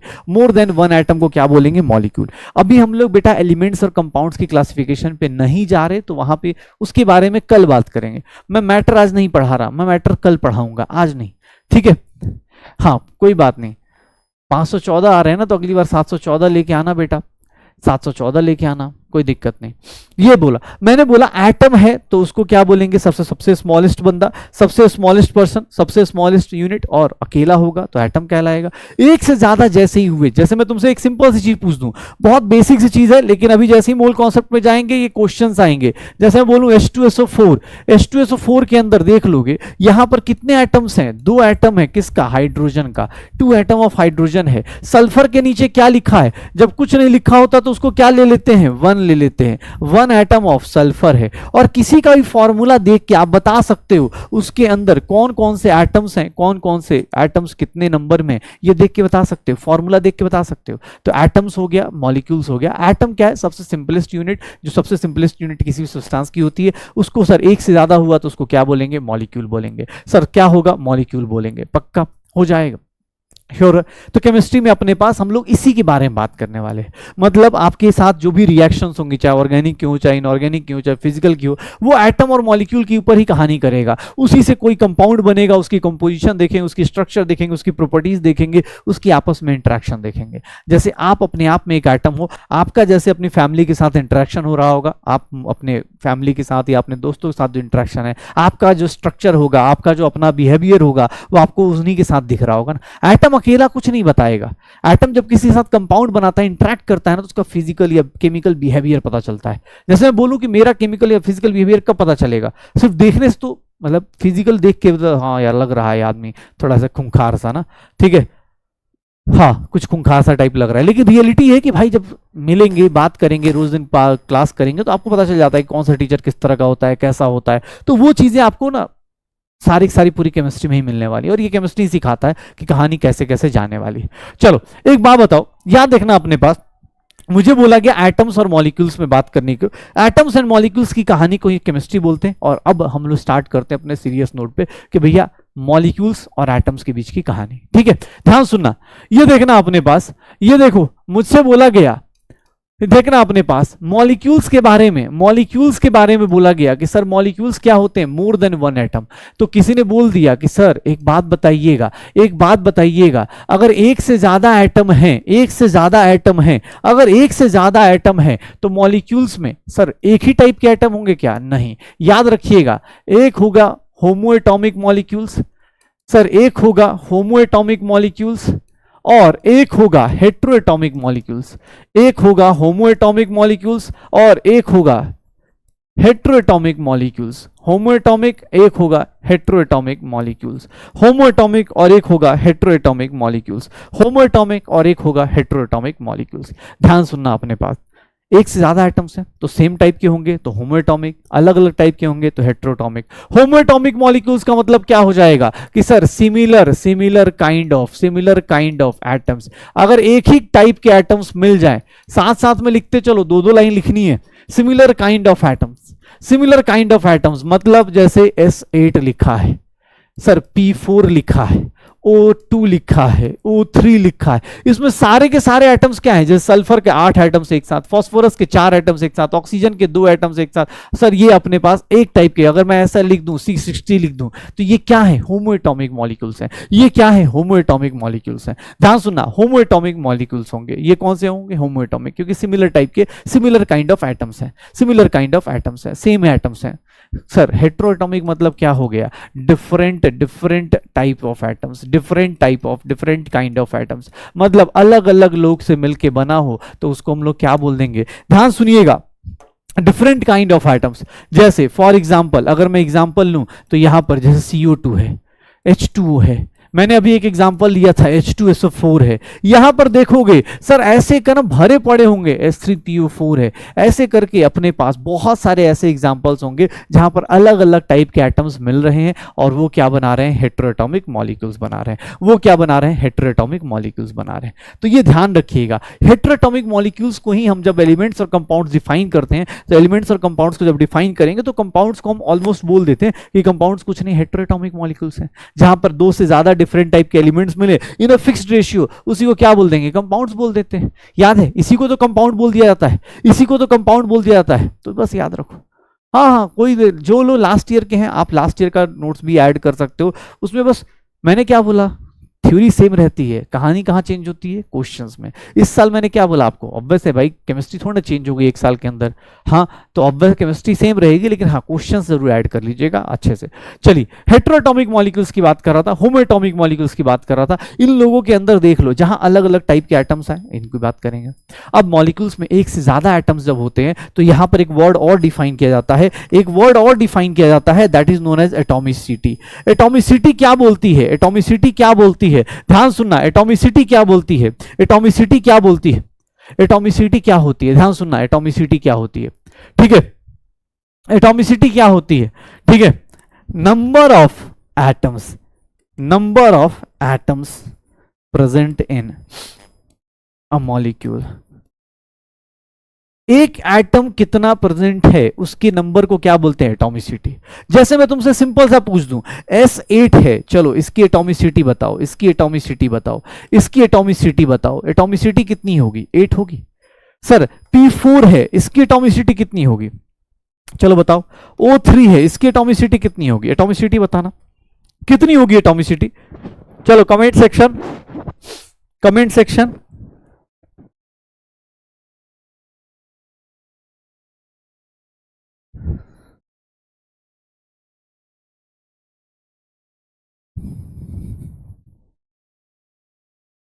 क्या होगा?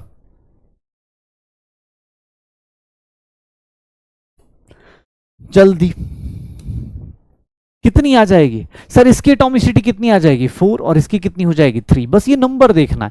अब यही नंबर कल से जब मोल कॉन्सेप्ट आ जाएगा तो वहां पे डरना नहीं है, यही नंबर्स मल्टीप्लाई करने हैं।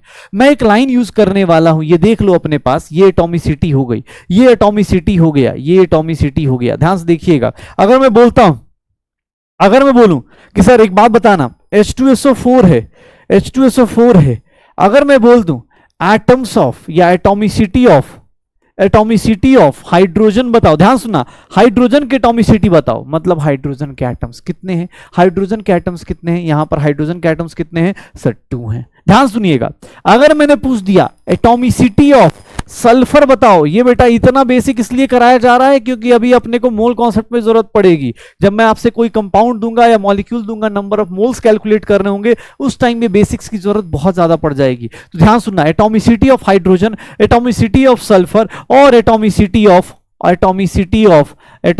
Of oxygen. ऑक्सीजन की एटॉमिसिटी क्या है सर, ये एटॉमिसिटी ऑफ ऑक्सीजन है। हाइड्रोजन सल्फर ऑक्सीजन की एटॉमिसिटी देख लो, हाइड्रोजन सल्फर ऑक्सीजन की एटॉमिसिटी देख लो। दूसरा, अगर आपसे बोल दिया गया ना, अगर आपसे बोल दिया गया तो मैं अगर तुमसे नॉर्मल पूछ देता कि सर इसकी एटॉमिसिटी बताइए, पूरे मॉलिक्यूल की एटॉमिसिटी बताइए, ध्यान सुनिएगा, एटॉमिसिटी ऑफ मॉलिक्यूल बता दीजिए, पूरे मॉलिक्यूल की एटॉमिसिटी क्या होगी, या एटॉमिसिटी नॉर्मल कोई क्वेश्चन ऐसे देता है एटॉमिसिटी बताओ, तो मैं इसका नॉर्मल एटॉमिसिटी कितना काउंट करता 7। क्यों? क्योंकि सर देखो, जब एलिमेंट मेंशन कर दिया कि हाइड्रोजन है, सल्फर है, ऑक्सीजन है, तब तो उनका देख के बताएंगे। लेकिन अगर उसने बोल दिया कि सर H2SO4 की एटॉमिसिटी बताओ, तो सीधा सीधा क्या ले लोगे 7 ले लोगे, सीधा सीधा क्या ले लोगे 7 ले लोगे, सीधा सीधा क्या ले लोगे 7 ले लोगे। तो ध्यान सुनना, एटॉमिसिटी क्या है, नंबर ऑफ एटम्स है जो किसी मॉलिक्यूल में प्रेजेंट होते हैं। एटम क्या है, सबसे सिंगल इंडिविजुअल आदमी। मॉलिक्यूल क्या है, more than atom. Sir atomicity atom के लिए डिफाइन नहीं है, किसके लिए है, एटॉमिसिटी जब मॉलिक्यूल्स होते हैं ना वहां पर आता है। क्योंकि अगर सिमिलर टाइप के एटम्स हैं तो उनका एटॉमिसिटी बहुत सिंपल सा है, लेकिन अलग अलग टाइप के हैं तो हर एक का अपना अपना आएगा, हाइड्रोजन का अपना, सल्फर का अपना, ऑक्सीजन का अपना, हर एक बंदे की अपनी अपनी एटॉमिसिटी आएगी, हर एक बंदे की अपनी अपनी एटॉमिसिटी आएगी। तो ये ध्यान रखिएगा, जब भी आपको क्वेश्चन मिले, अभी जैसे मैं एक सिंपल सा एग्जांपल लेने वाला हूं, आप उससे भी ज्यादा फॉर्मूलाज आपको क्या क्या बता सकते हैं, फॉर्मूला डिकोड करना सीख लो। फॉर्मूला डिकोड करना सीख लिया ना, ऐसे ही आंसर आना शुरू हो जाएगा। फॉर्मूला डिकोड करो, कैसे देखना ध्यान से अपने पास, फॉर्मूला डिकोड करो। जैसे मैं तुमसे एक सिंपल सा फॉर्मूला देता हूं, अमोनिया का फॉर्मूला देता हूं, ध्यान से देखिएगा, अमोनिया का फॉर्मूला है, ये सब लोग जानते हैं, इतना तो सब लोग जानते ही होंगे, अमोनिया का फॉर्मूला है। इस फॉर्मूले को देखो और मैं जो जो पूछूं ना देख के बता देना, आंसर देख देख के बताना, कोई मतलब कोई कैलकुलेशन नहीं करना है बेटा। इसके नोट्स बनाओ, कोई फर्क नहीं पड़ता, ठीक है। हाँ भाई, कोई फर्क नहीं पड़ता। मॉलिक्यूल और कंपाउंड में बहुत डिफरेंस है बेटा, कंपाउंड्स कल बताऊंगा, जब मैटर की क्लासिफिकेशन कराऊंगा तो बता दूंगा। चिल मारो अभी थोड़ा सा, ठीक है। ये ध्यान सुना, ये देखो, मैंने जैसे ही पूछा, ध्यान सुनिएगा, अगर मैंने ये लिखा एटॉमिसिटी बताइए, तो इसका आंसर सोच लीजिए। अगर मैंने बोल दिया एटॉमिसिटी ऑफ नाइट्रोजन बताइए कि भैया नाइट्रोजन की एटॉमिसिटी, नाइट्रोजन के एटम्स कितने हैं, एटॉमिसिटी ऑफ, अगर मैंने आपको उल्टा ऐसे पूछ दिया, आपको तीनों आंसर अलग अलग आप सोच पा रहे हैं क्या? आप क्वेश्चन में एग्जाम हॉल में ये डिफरेंस याद रखेंगे कि सर ने एटॉमिसिटी पूछी, मतलब सीधा सीधा एटॉमिसिटी 4 कर दिया, नाइट्रोजन की एटॉमिसिटी पूछी 1, हाइड्रोजन की कितनी होगी 3 होगी। क्या ये सोच पा रहे हो? डिफरेंस याद आ रहा है? ऑब्जेक्टिव एग्जाम में तो यही सब फर्क पड़ता है ना भाई। अगर मैं तुमसे पूछूं टोटल एटम्स, तो टोटल एटम्स 4 होंगे, लेकिन मैंने पूछा नहीं एटम्स ऑफ नाइट्रोजन, तो तुमने बोला 1, एटम्स ऑफ हाइड्रोजन तुमने बोला 3। तो भैया ये डिफरेंस याद रखना, और यही डिफरेंस, ये छोटा छोटा डिफरेंस याद रखिएगा, क्योंकि मैं अभी कुछ भी बोल सकता हूं। आपने फॉर्मूला देखा, आपने बता दिया एटॉमिसिटी इतनी होती है, अब मैं ये थोड़ी ना पूछेगा एग्जाम हॉल में, मैं ऐसे लिख सकता हूं ना भाई साहब। एक बात बताइएगा, अगर मैं लिखना चाहूं, क्या आप लोग मुझे बता सकते हैं 20 मॉलिक्यूल्स ऑफ, ध्यान सुनिएगा, 20 मॉलिक्यूल्स ऑफ अमोनिया ले लिया, तो अब देखो एक मॉलिक्यूल के अंदर सर इतनी एटॉमिसिटी है, मैं डायरेक्ट लिखूं कितने एटम्स होंगे, डायरेक्ट लिखूं एटम्स ऑफ हाइड्रोजन कितना होगा और एटम्स ऑफ नाइट्रोजन कितना होगा। अगर मैं ये क्वेश्चन आपसे पूछ लूं, ध्यान सुनिएगा, एटॉमिसिटी जितने लोगों को आती है मॉलिक्यूल से, आपको एक मॉलिक्यूल अमोनिया के अंदर टोटल एटॉमिसिटी कितनी है, 4 एटम्स हैं टोटल, तो 20 मॉलिक्यूल में, एक मॉलिक्यूल में कितने हैं 4, तो 20 मॉलिक्यूल में कितने होंगे, 20 मॉलिक्यूल में कितने होंगे सर, एक मॉलिक्यूल में 4 हैं तो 20 मॉलिक्यूल में कितने होंगे सर 20 × 4। अब सर ये तो एटॉमिसिटी हो गई सबकी, किसी ने पूछा नाइट्रोजन के एटम्स बताइए, तो नाइट्रोजन के एटम्स कैसे बताओगे, नाइट्रोजन के एटम्स कैसे बताओगे, नाइट्रोजन का एटम कितना हुआ यहाँ पर, सर नाइट्रोजन का एटम हुआ 1, तो सर इसको किससे मल्टीप्लाई करोगे, 20 मॉलिक्यूल्स में एक ही तो एटम है सर, मतलब एक मॉलिक्यूल में एक एटम है तो 20 मॉलिक्यूल में 20, सर यहां पर देख लो इसको किससे मल्टीप्लाई करोगे, 20 इंटू 3, सॉरी अरे उल्टा हो गया, यहां 20 इंटू 3 और यहां 20 इंटू 1, यही होगा हाइड्रोजन और नाइट्रोजन, निकाल लोगे।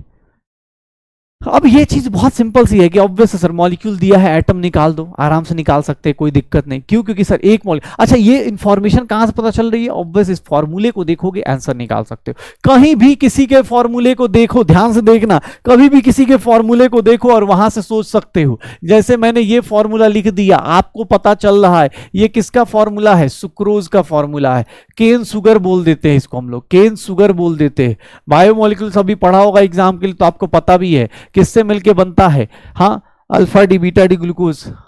सर इसका अगर मैं इसके अंदर पूछ दूं, एटॉमिसिटी पूछ दूं, चलो जल्दी जल्दी आंसर देना भैया, क्लास में ऑब्वियस है आज वो सारे आंसर्स दो, आदत डाल दो कि भैया हो गया, सिलेक्शन के लिए पढ़ना है, बार बार बोल रहा हूं, याद दिलाने की जरूरत नहीं, हमें किसी को दिखाने के लिए नोट्स नहीं बनाने, हमें अपने लिए पढ़ना है। कार्बन हाइड्रोजन ऑक्सीजन, ये देख लो क्या होगा, कार्बन हाइड्रोजन क्या होगा, कितना आएगा, क्या होगा बेटा, हाइड्रोजन हीलियम जो होता है वो मॉलिक्यूल होता है, क्योंकि वो वैंडरवाल मॉलिक्यूल हो जाता है ना, हीलियम जो होता है वो अलग टाइप का मॉलिक्यूल है भाई, हीलियम जो होता है वैंडरवाल के साथ, वैंडरवाल बोलूंगा तुम्हें दिक्कत आएगी, वैंडरवाल होते हैं जो दूर दूर के दोस्त यार होते हैं, वैसे बोले जाते हैं। जल्दी क्या हो जाएगा, कैसा होगा बताओ जल्दी,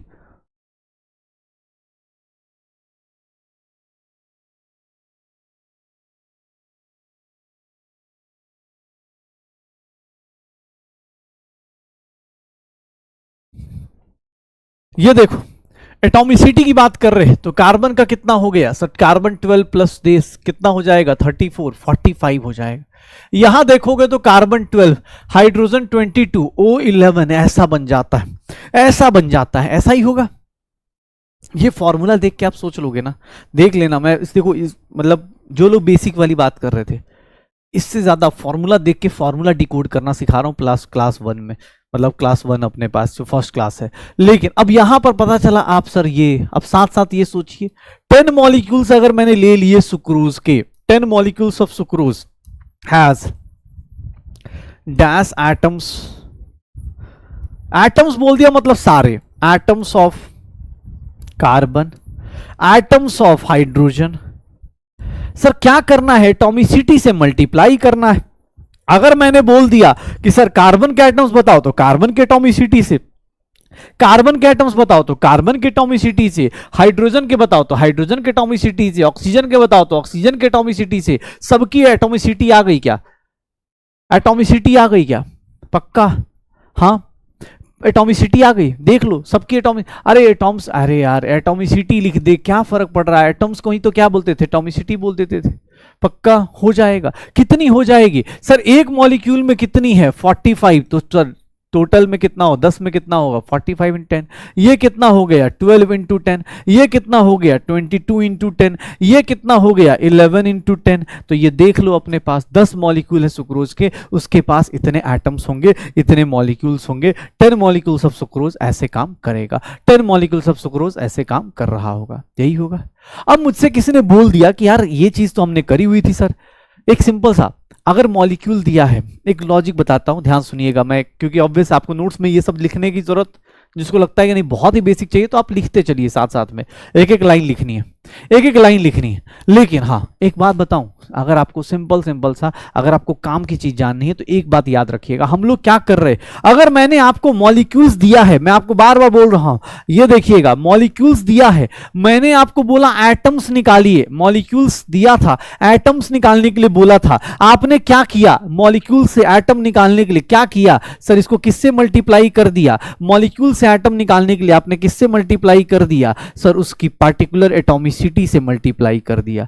तो कुछ नहीं, आपको फॉर्मूला या बोल सकते कि सर ये चीज ध्यान रखिएगा, जब भी आपको कोई बोल दे कि सर एटम्स निकालना है, ध्यान से देखना, अगर मॉलिक्यूल से एटम निकालना है, मॉलिक्यूल से एटम्स निकालने हैं, तो आप क्या करोगे, मल्टीप्लाई करते हो किससे, एटॉमिसिटी से। और जाते टाइम अगर मल्टीप्लाई करते हो, बेसिक मैथ यही करता है कि sir 2x is equals to, अगर y है तो इधर जाएंगे, इधर मल्टीप्लाई हो रहा है, उधर जाएंगे तो क्या करना पड़ेगा, डिवाइड करना पड़ेगा। तो उधर से आते टाइम क्या करना पड़ेगा, आपको डिवाइड करना पड़ेगा, किससे, एटॉमिसिटी से। एक बहुत सिंपल सा फॉर्मूला है, लेकिन हाँ, जब आप मोल कॉन्सेप्ट में अच्छे अच्छे क्वेश्चंस करने जाएंगे, जब अच्छे अच्छे क्वेश्चंस करने जाएंगे, तो वहां पर ये चीजें आपको परेशान कर सकती है। मैंने क्या बोला, ये ध्यान रखिएगा, जो चीज जाते टाइम आप मल्टीप्लाई कर रहे हैं, ध्यान सुनिएगा, जो चीज आप जाते टाइम मल्टीप्लाई कर रहे हैं, अगर आप इधर मॉलिक्यूल से एटम्स निकाल रहे हो, देखो ना आपने किससे मल्टीप्लाई किया, 4 से, 3 से, 1 से, एटॉमिसिटी से ही मल्टीप्लाई किया ना। आप जाते टाइम मॉलिक्यूल से एटम निकाल रहे हो तो आप मल्टीप्लाई कर रहे हो, तो इधर से जाते टाइम क्या करोगे, डिवाइड करोगे। क्यों, क्योंकि आपको निकल जाएगा। अभी करके देख लेंगे, अभी आप खुद करके देखोगे। तुमसे एक सिंपल सा क्वेश्चन पूछ रहा, ये देख लो, ये फॉर्मूला याद रखना। याद भी क्या, मतलब सिंपल सा, मॉलिक्यूल से एटम, एटम मॉलिक्यूल किससे मिलके बना है, मॉलिक्यूल किससे मिलके बना है, एटम से ही तो मिलके बना है। जब एटम से मिलके बना है तो सर जहां मिलते हैं वहां मल्टीप्लिकेशन होता है, 2 + 2 + 2 + 2, तो 2 × 5 लिख सकते हो। जो लोग मिलके आते हैं उनको मल्टीप्लाई कर सकते हो, कोई दिक्कत नहीं। लेकिन हाँ, ऑब्वियसली जब तोड़ने जाओगे तो डिवाइड करना पड़ेगा, तोड़ने जाओगे तो डिवाइड करना पड़ेगा। श्योर हो जाएगा पक्का। अब जैसे तुमसे एक सिंपल सा एग्जांपल, जैसे मैं एक सिंपल सा एग्जांपल लेता हूं, मेरे पास ये है, ग्लूकोज है, मैं तुम्हें बोल रहा हूं ये ग्लूकोज है, मेरे पास ये ग्लूकोज पड़ा हुआ है। अब मैंने तुम्हें नहीं बोलना, इसको देख लो, ये फॉर्मूला तुम्हारे सामने है। मैं पूछूं atomicity of carbon, atomicity of hydrogen, atomicity of oxygen, दिखना चाहिए कि भैया ये एटॉमिसिटी होती है, कार्बन की, हाइड्रोजन की, ऑक्सीजन की इतनी होती है एटॉमिसिटी, ये हो जाता है एटॉमिसिटी। ये देख लेना अपने पास, ग्लूकोज की एटॉमिसिटी आपको पता चल रही है किसकी कितनी होती है। अब मैं आपसे 2 क्वेश्चन पूछता हूं, आप खुद से आंसर देना शुरू करो। मुझे बोला गया, मैंने नहीं बताया आपको, अब फॉर्मूला दे दिया, फॉर्मूला से आप खुद सोचिए। अगर मैं बोल दूं 100 मॉलिक्यूल्स ऑफ, ध्यान से देखिएगा, 100 मॉलिक्यूल्स ऑफ ग्लूकोज हैज, देखिएगा अपने पास, अगर मैं आपसे बोल दूं सर डैश एटम्स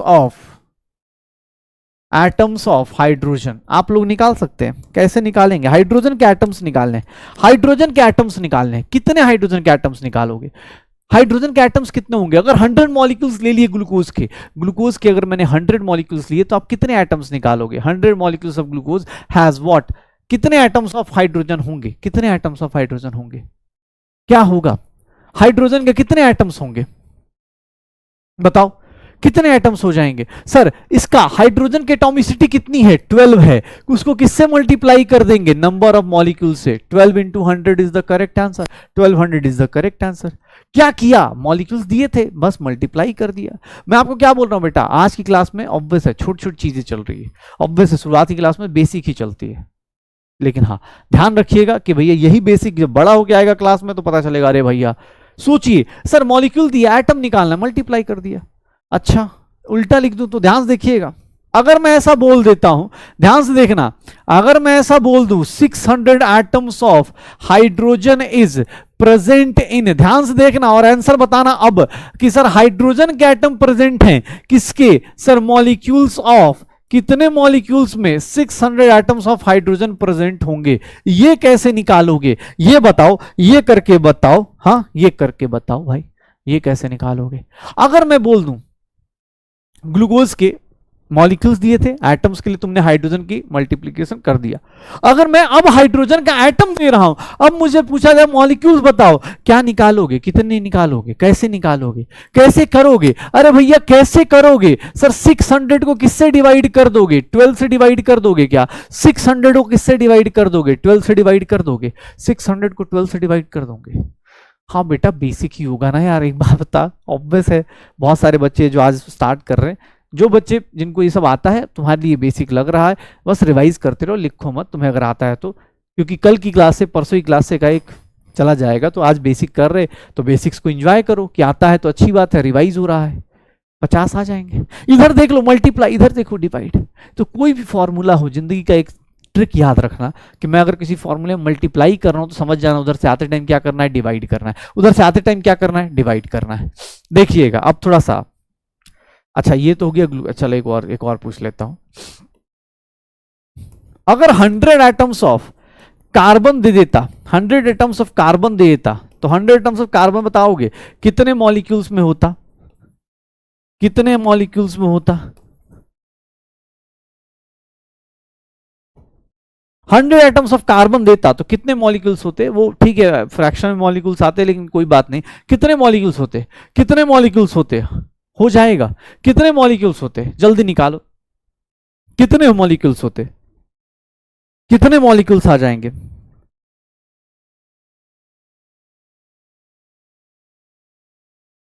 कार्बन के ऑब्वियस है भाई, कार्बन में कितने से डिवाइड करना पड़ेगा, हंड्रेड्स को किससे डिवाइड करना पड़ेगा, उसकी एटॉमिसिटी से। 100/6 आ रहा है, आने दो कोई दिक्कत नहीं।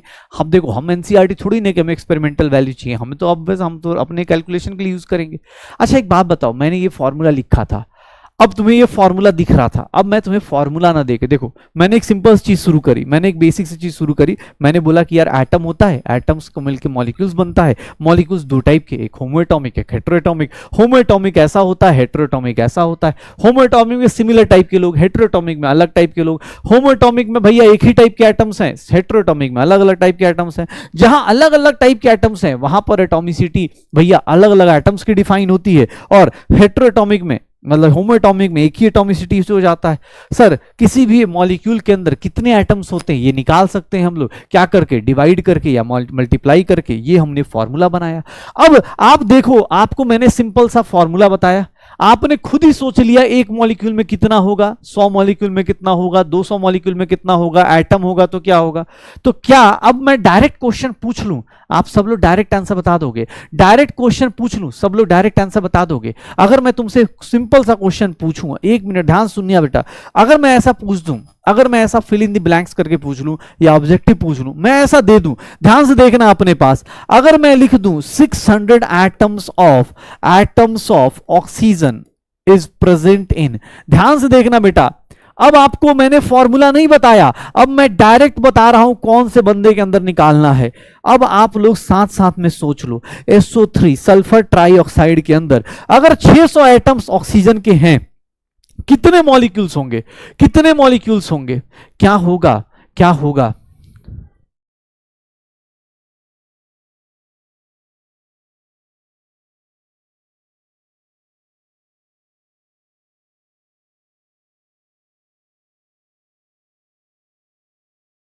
क्या होगा, क्या होगा? 600 एटम्स ऑफ ऑक्सीजन, ऑक्सीजन के एटम्स दिए सर, किसके मॉलिक्यूल खोजने हैं, SO3 के, कितने हो जाएंगे सर? 600 को किससे डिवाइड कर दूंगा, किससे डिवाइड कर दूंगा, 3 से डिवाइड कर दूंगा। कैसे किया? अरे भैया SO3 में ऑक्सीजन की एटॉमिसिटी देखी, ऑक्सीजन की एटॉमिसिटी देखी, ऑक्सीजन की एटॉमिसिटी कितनी है 3, 3 से डिवाइड कर दिया, 3 से डिवाइड कर दिया। एटम से मॉलिक्यूल जाना है तो भैया आपको किससे डिवाइड करना पड़ेगा, एटम से मॉलिक्यूल जाना है तो आपको एटॉमिसिटी से डिवाइड करना पड़ेगा। लेकिन अगर तुमसे उल्टा पूछ देता या ऐसे पूछ देता,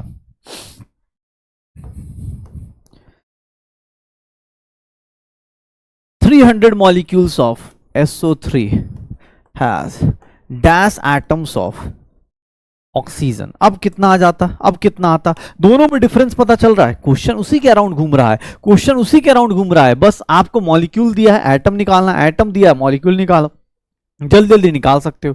क्या होगा, कितना हो जाएगा, क्या होगा, कितना हो जाएगा? 300 मॉलिक्यूल्स ऑफ SO3 हैज कितना एटम ऑफ ऑक्सीजन, सर क्या कर देंगे, 300 को किससे मल्टीप्लाई कर देंगे, 3 से मल्टीप्लाई कर देंगे, 300 इंटू 3 कर देंगे, 300 इंटू 3 कर देंगे, पक्का 300 इंटू 3 कर देंगे, कोई दिक्कत, किसी को कोई प्रॉब्लम हो जाएगा, पक्का, चलो बढ़िया। अच्छा अब ध्यान सुनना, अब ध्यान सुनना, अपने पास एटॉमिसिटी हो गया, एटॉमिसिटी ऑफ हाइड्रोजन हो गया, हेटेरोटॉमिक मॉलिक्यूल हो गए। अब मॉलिक्यूल से ध्यान सुनिएगा, अपने पास मैंने आपको एक होमवर्क दिया है ना कि आप मास नंबर एटॉमिक नंबर याद करके आएंगे। क्यों? क्योंकि सर देखो अभी कहना आसान है कि मॉलिक्यूल किससे मिलके बना है, एटम से, लेकिन जब मैं मोलर मास निकलवाऊंगा, एटॉमिक मास निकलवाऊंगा, अरे सर ऐसे। एक बात बताओ, अभी तुम खुद साथ साथ तुम बोल रहे हो कि सर CO2 के अंदर, ध्यान से देखिएगा, CO2 के अंदर एक कार्बन का एटम है, 2 ऑक्सीजन का मॉलिक्यूल एटम है, तुम खुद बोल रहे हो ना। जब मोल कॉन्सेप्ट में कैलकुलेशन आएगी तो याद करोगे तुम मुझे, इसीलिए अभी आज क्लास में बोल रहा हूं, ध्यान सुनना, ध्यान सुनना, क्लास में क्या बोल रहा हूं। CO2 के अंदर एक एटम कार्बन का है, 2 एटम ऑक्सीजन का है, तो CO2 का मास निकालने जाओगे तो किसके कारण मास आएगा? अगर CO2 का मॉलिक्यूलर मास निकालने जाओगे, एक बात बताओ, अगर मैं एक एटम कार्बन का बोल रहा हूं, 1 एटम ऑफ कार्बन और 2 atom of oxygen, sir formula देख के आप बोल ही पा रहे हो। अब मैं बोलूं कि सर इसका मास बताओ, अगर मैं बोलूं मॉलिक्यूलर मास बताओ, तो आप क्या करोगे? Sir molecular mass of CO2 क्या होगा? सर कार्बन का मास प्लस 2 टाइम्स ऑक्सीजन का मास, ऐसे लिख देता हूं, मास ऑफ, ऐसे ही लिखूंगा, carbon atom plus 2 times mass of oxygen atom. ये कितना सिंपल सी बात है, देख लो। तुम्हें अगर कुछ दिक्कत है तो भाई पूछ लो, कोई दिक्कत है तो पूछ लो, मैं तुमसे मास नहीं निकलवा ही नहीं रहा भाई। मैंने आज होमवर्क दिया है, मैं कल निकलवाऊंगा, आज बस बता रहा हूं। ये जो छोटी छोटी चीजें है ना बेटा, 4 दिन के बाद जब क्लास में क्वेश्चंस आएंगे, 2-3 दिन के बाद, उस दिन मैंने बोला ना मैं बेसिक से पढ़ाऊंगा, देखो मैं बेसिक से ही बता रहा हूं, मतलब नहीं सॉरी एसिडिक से पढ़ाऊंगा मैंने तो ये बोला है, ठीक है।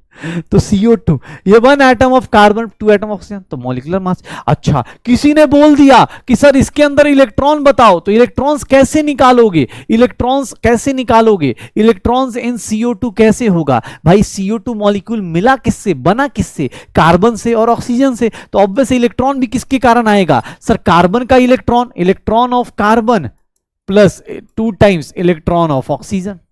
देख ले भाई, कल सब कुछ यही सब देख, मॉलिक्यूल को तोड़ना सिखा रहा हूं। तुझे इलेक्ट्रॉन निकालने को बोलेगा इलेक्ट्रॉन निकाल, प्रोटॉन निकालने का बोलेगा प्रोटॉन निकाल। भाई अगर तुझे बोले प्रोटॉन निकालना है तो सर अलग से CO2 का अलग से नहीं निकलता, सर क्या करते हैं, proton of carbon plus 2 times proton of oxygen, 2 times proton, P मतलब प्रोटॉन भाई, ठीक है, प्रोटॉन ऑफ ऑक्सीजन। सर आपको मॉलिक्यूल से मिलके क्या बताना है? मॉलिक्यूल से मिलके ये बताना है कि मॉलिक्यूल जिससे भी मिला है, अगर इलेक्ट्रॉन बोले, प्रोटॉन बोले, न्यूट्रॉन्स बोले, बेटा देख लेना, क्योंकि ये छोटी छोटी चीजें होंगी ना जो आपको परेशान करेंगी। न्यूट्रॉन्स की बात करूं तो न्यूट्रॉन्स भी क्या हो जाएगा, neutron of carbon plus 2 times neutron of oxygen आ जाएगा, 2 टाइम्स न्यूट्रॉन ऑफ ऑक्सीजन आ जाएगा। तो इलेक्ट्रॉन का, प्रोटॉन का, न्यूट्रॉन का, मॉलिक्यूल का, मॉलिक्यूलर मास का जब भी क्वेश्चन आएगा, जब भी क्वेश्चन आएगा तो ऐसा ही आएगा। आप हमेशा, अगर आपको इलेक्ट्रॉन, प्रोटॉन, न्यूट्रॉन्स निकालने नहीं आता, आप टेंशन मत लो, मैं बस आपको बता रहा हूं कि ये मॉलिक्यूल होता है, इसकी एटॉमिसिटी हो गई, एटॉमिसिटी से मॉलिक्यूलर मास आ गया, मॉलिक्यूलर मास से एलिमेंट इलेक्ट्रॉन्स आएंगे, इलेक्ट्रॉन्स के अंदर प्रोटॉन्स आएंगे, प्रोटॉन्स के साथ न्यूट्रॉन्स आएंगे। ये चीज आप सोच सकते हो, मेरे साथ साथ आप सोच लोगे, सर सोच लोगे, ये सोच लेना, कोई दिक्कत, इलेक्ट्रॉन, प्रोटॉन, न्यूट्रॉन सब कुछ निकाल सकते हो। इस मॉलिक्यूल के अंदर क्या क्या चीजें हैं पूरा बता सकते हो, श्योर हो। अब एक बात बताना, अब चलो मैं थोड़ा सा हिंट देता हूं। कार्बन का मास 6 होता है, ऑक्सीजन का मास क्या होता है, कार्बन का मास 12 होता है, ऑक्सीजन का मास कितना होता है, 16 होता है। तो आप कैलकुलेट भी कर सकते हो, लेकिन मैं चाहता हूं आप पहले होमवर्क करोगे आज का ना, उसके बाद इसको कैलकुलेट करना। और दुनिया का कोई भी मॉलिक्यूल मिले, बड़ा से बड़ा मॉलिक्यूल मिले, अजीब अजीब सा मॉलिक्यूल मिले, किसी का भी electron, proton, neutrons, molecular mass, atom, सब कुछ काउंट कर सकते हो, सब कुछ काउंट कर सकते हो, ठीक है। देखो बेटा, टेस्ट प्लानर ना किसी का भी फॉलो कर लो। मुझे ऐसा लगता है कि जो लोग कुछ कुछ एक्सपेरिमेंट्स कर रहे हैं, बहुत सारे बच्चे जो ये एक्सपेरिमेंट कर रहे हैं कि मतलब क्रॉस कर रहे हैं कुछ चीज़ों, अगर आप हाइब्रिड बनाने की कोशिश कर रहे हो, तो जब हाइब्रिड बनाओगे तो आपको, मुझे ऐसा लगता है कि अगर आप किसी और का टेस्ट दे रहे हो तो उसमें से वो पोर्शन कर लो जो आपने किया है, और यहाँ पर तो पूरा ही अटेम्प्ट करना फिर उसको, ठीक है। तो आप तो डबल बेनिफिट में चले जाओगे, 2-2 टेस्ट दोगे एक ही जगह पे, तो आप वैसे भी कर सकते हो, ठीक है, ऐसे कर लो, कोई दिक्कत नहीं, ठीक है, हो गया भाई। अब ये मैसेज अब मैनेज ऐसे ही करेंगे, टेस्ट प्लान को ऐसे ही प्लान मैक्स करेंगे, क्योंकि देखो कोई भी मॉलिक्यूल है। अब चलो एक बात बताओ, मैं तुम्हें एक सिंपल सा होमवर्क देता हूँ, ये देखो होमवर्क कह रहा हूँ, मतलब कार्बन के अंदर कार्बन ये होता है, कार्बन का जो मास होता है, कार्बन का जो एटॉमिक मास होता है, कार्बन का जो एटॉमिक मास होता है, कार्बन का जो एटॉमिक मास होगा, कार्बन का जो एटॉमिक मास होता है, ध्यान से देखिएगा, कार्बन का एटॉमिक मास, ध्यान से देखो, कार्बन का एटॉमिक मास जो होगा वो हम लोग लेते हैं 12, ठीक है। हाइड्रोजन का एटॉमिक मास लेते हैं, आपको भी नहीं याद इसलिए मैं बता रहा हूं, ऑक्सीजन का एटॉमिक मास 16। ये मैं एक बेसिक चीज बता रहा हूं। चलिए आप लोग एक काम कीजिएगा, कार्बन के अंदर इलेक्ट्रॉन्स निकालना है, कार्बन के अंदर अगर इलेक्ट्रॉन अभी आपको निकालना भी सिखाऊंगा, लेकिन एक मिनट बस बता दे रहा हूं। हाइड्रोजन के अंदर 1, ऑक्सीजन के अंदर कितना होता है 8, इलेक्ट्रॉन्स इतने होते हैं। चलिए मेरे लिए बस इतना निकाल दीजिए, C6H12O6, C6H12O6 इसका कितना मास होगा, किसका मास होगा, मॉलिक्यूलर मास कितना होगा, मॉलिक्यूलर मास कितना होगा ये निकाल दीजिए। दूसरा, इसके अंदर कितने इलेक्ट्रॉन्स होंगे ये निकाल दीजिए। आप लोग इलेक्ट्रॉन्स निकाल दो, मॉलिक्यूलर मास निकाल दो, कोई दिक्कत नहीं, कोई दिक्कत नहीं। इलेक्ट्रॉन्स निकाल दो, मॉलिक्यूलर मास निकाल दो, कोई दिक्कत नहीं। कहीं से भी इलेक्ट्रॉन और मॉलिक्यूलर मास निकाल दो, क्या होगा,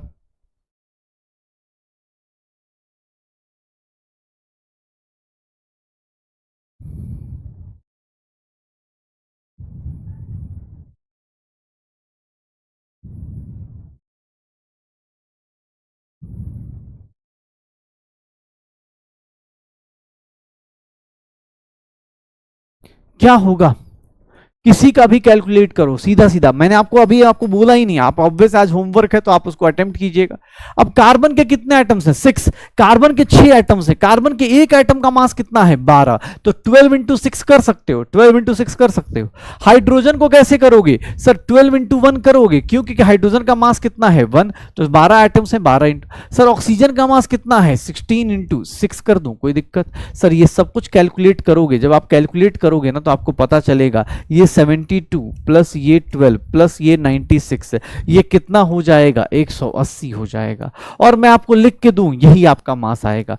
ग्राम कब लगाना है नहीं लगाना है वो मैं बताऊंगा, अभी वो बैच में अपने को धीरे धीरे करके पता चलेगा। अभी आपको बस ये बता रहा हूं, देख लो ये चीजें। इलेक्ट्रॉन्स बोला, अरे भैया मॉलिक्यूल्स पता है तो मॉलिक्यूल्स का पोस्टमार्टम कर दो पूरा का पूरा। अरे डॉक्टर बनने वाले हो यार, ऐसे थोड़ी ना, अभी तो आदत हो जानी चाहिए, एकदम काट पीट के रख दो। यहां पर कितना इलेक्ट्रॉन्स, कार्बन का अपना इलेक्ट्रॉन्स, कार्बन के कितने इलेक्ट्रॉन्स हैं, एक एटम में 6 हैं, तो टोटल 6 में कितने होंगे इतने। ऑक्सीजन के, हाइड्रोजन के कितने हैं 1 इंटू 12, सर ऑक्सीजन के कितने हैं 6 इंटू 8 आ जाएगा, 6 इंटू 8 आ जाएगा। ये कितना हो गया 36 प्लस 12 प्लस कितना हो गया 48, ये कितना आ जाएगा 96 आ जाएगा। कितना आ जाएगा 96 आ जाएगा, यही आएगा ना पक्का, हाँ हो जाएगा। तो ये अपने पास, हाँ ये देख लेना, मॉलिक्यूल्स बता सकते हो, उसके अंदर इलेक्ट्रॉन्स प्रोटॉन्स न्यूट्रॉन्स कुछ भी काउंट करना है निकाल देना आराम से। प्रोटॉन काउंट करना था, प्रोटॉन निकाल देते। अब किसी एटम के अंदर कितने इलेक्ट्रॉन्स कितने प्रोटॉन्स कितने क्या,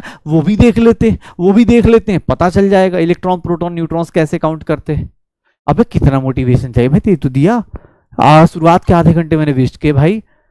अगर तुझे नहीं मोटिवेट हुआ तो भाई इसकी कैलकुलेशन में दिक्कत आ रही है बेटा, तो फिर तो आप एकदम प्रिपेयर्ड हो जाइए। अगले 2-4 दिन के अंदर 5 दिन के अंदर आपको और कैलकुलेशन मिलेंगी, प्रिपेयर्ड हो जाइए अच्छी से कैलकुलेशंस करने के लिए। अगर किसी को कैलकुलेशन की बहुत दिक्कत है भैया 1 से लेकर 20 तक का, दूसरा होमवर्क भी बता देता हूं, 1 से लेकर 20 तक का टेबल याद कर लीजिएगा, क्योंकि यहां पर कैलकुलेशन कराई जाएगी। मास्टर इस मामले में एकदम कटप्पा टाइप है, यहां बाहुबली को मार सकता है, कोई दिक्कत नहीं है, क्योंकि ऑब्वियस है भाई मुझे क्वेश्चंस करवाने हैं। अगर आपको ये कैलकुलेशन हार्ड लग रही हैं तो प्लीज आप घर पे थोड़ी प्रैक्टिस ज्यादा कीजिए। 1 से 20 तक के क्वेश्चंस, 1 से 20 तक का टेबल जरूर कर लीजिएगा, 1 से लेकर 20 तक का टेबल याद करके आइएगा। ये कहाँ ले जा रहे हो तुम लोग यार, हाँ ठीक है कोई नहीं, चलो चलो देखते।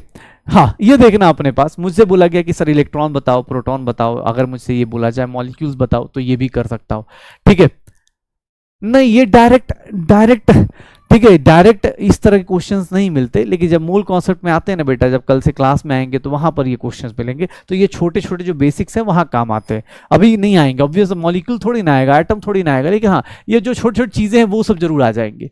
ध्यान से देखिएगा, किसी भी एटम के बारे में बात करें तो रिप्रेजेंटेशन ऑफ एटम, मतलब एटम को कैसे रिप्रेजेंट किया जाता है, साइंटिफिकली हम लोग कैसे रिप्रेजेंट करते हैं, आईयूपीएसी ने इनके बारे में क्या बोला, ये भी पता चल जाना चाहिए और कैसा होना चाहिए। एक बात बताओ, तुम लोगों को ये पता है सब एटॉमिक पार्टिकल्स पता है ना, इलेक्ट्रॉन, इतना तो बेसिक, या वही बता दूं पहले कि इलेक्ट्रॉन होता है, प्रोटॉन होता है, न्यूट्रॉन होता है। एटम के अंदर 3 लोग होते हैं, मुझे लगता है कि पहले बता देना चाहिए।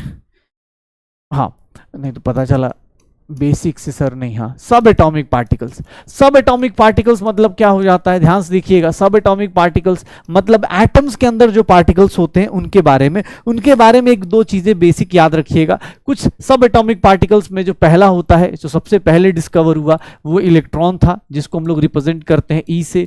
ई माइनस भी लिख दिया जाता है, ई माइनस भी लिख दिया जाता है, ई माइनस ही मोस्टली लिखा जाता है, ठीक है, इलेक्ट्रॉन को। इसका जो देखेंगे, यहां देखिएगा ध्यान से, इलेक्ट्रॉन के ऊपर जो चार्ज होता है, जो आपको पहली क्लास में बताया जा रहा है, 1.6 इंटू 10 की पावर माइनस 19 कूलम होता है।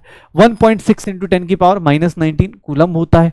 ध्यान से देखिएगा, अपने पास इनका जो मास होता है, वो होता है 9.1 इंटू 10 की पावर माइनस 31 केजी हो जाता है। और सेकेंड वन, प्रोटॉन की बात करेंगे। अगर हम प्रोटॉन की बात करते हैं तो प्रोटॉन को P से रिप्रेजेंट करते हैं या फिर E प्लस से रिप्रेजेंट करते हैं। यहां पर देखोगे तो इसी को क्या बोल दिया जाता है, 1.6 इंटू 10 की पावर माइनस 19 कूलम, और इसका मास जो होता है 1.67 इंटू 10 की पावर माइनस 27 केजी हो जाता है, ठीक है। ये देख लो थर्ड पॉइंट, जो न्यूट्रॉन्स होते हैं भाई, सब एटॉमिक पार्टिकल्स, एटम के घर पे जाएंगे तो हमें 3 लोग मिलते हैं। कौन कौन से, इलेक्ट्रॉन, प्रोटॉन, न्यूट्रॉन्स। इसके ऊपर चार्ज क्या होता है, न्यूट्रल या जीरो बोल देते हैं हम लोग, और इसका जो मास होता है वो भी इतना ही होता है। ये देख लो, ये इलेक्ट्रॉन, प्रोटॉन, न्यूट्रॉन, जिनको नहीं पता वो भी, मैं ऐसे तो मैं इतनी उम्मीद तो मैं कर सकता हूं कि एटम के अंदर ऐसा नहीं, अरे इलेक्ट्रॉन क्या है सर, इतना तो आंखें नहीं चौंध रही ना भाई, इतना तो बेसिक तो पता ही है ना, ऐसा तो नहीं कह रहे अरे इलेक्ट्रॉन क्या होता है, प्रोटॉन भाई। हाँ, ये तो मुझे लगता है 9th वाला ही बता सकता है, लेकिन चलो कोई नहीं। हाँ, मैं क्लास 10th में हूँ, आगे जाके साइंस लूँ या ना लूँ डिपेंड करता है। आप न्यूटन्स थर्ड लॉ अगर वैलिड कराना चाहते हैं कि पहले आप साइंस के पीछे जाएंगे, फिर साइंस पता ही है। हाँ, पहले आप साइंस मजे मजे में लेंगे, फिर साइंस क्या करेगा वो आपको पता चलेगा, ठीक है। हाँ, जो भी होगा, जो लोग भी ऐसा है भाई, साइंस लेने से पहले एक बार जरूर उसके बारे में खोज पड़ताल कर ले, नहीं तो दिक्कत आ जाएगी, ठीक है। हाँ ठीक है, अशफाक हुसैन भाई, हो गया, अब आप जा सकते हैं, ठीक है।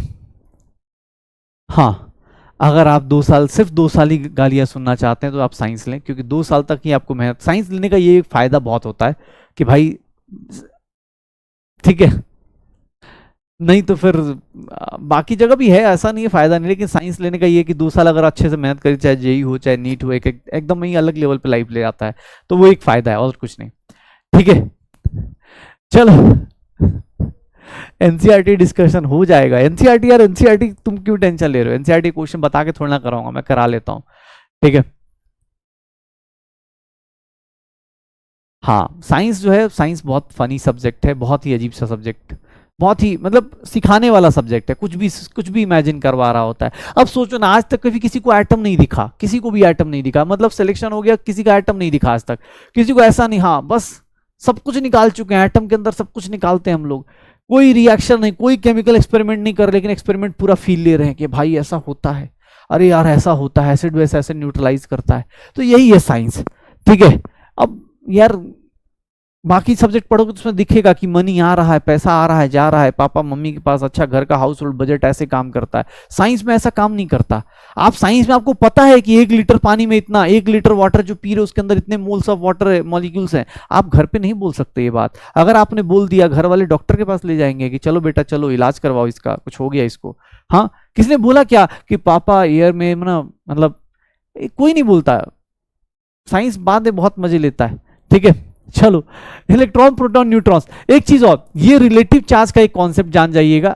एटॉमिक स्ट्रक्चर में फिर से हम लोग बात करेंगे, लेकिन हाँ, रिलेटिव चार्ज का मतलब ये हो जाता है कि आज के बाद आप जब भी इलेक्ट्रॉन के चार्ज को लेंगे तो उतना बड़ा नहीं लेंगे। ध्यान सुनिएगा, ये -1.6 × 10 की पावर -19 कूलम है रिलेटिव चार्ज। इसको हम लोग क्या ले लेंगे, -1। इसको हम लोग क्या ले लेंगे, +1।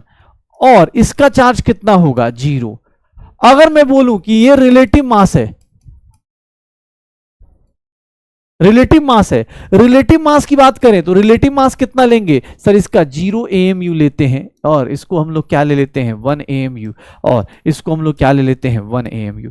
रिलेटिव का मतलब कि आज के बाद हम लोग मान लेते हैं, ध्यान सुनना, आज के बाद हम लोग मान लेते हैं, ध्यान सुनना, आज के बाद हम लोग मान, यार कहां पे रॉन्ग लिख दिया भाई, 8 × 6 ठीक तो है भाई, 8 होता है इलेक्ट्रॉन ऑक्सीजन में, ठीक है, रॉन्ग इलेक्ट्रॉन ऑफ ऑक्सीजन भाई 8 ही होता है यार, ठीक है।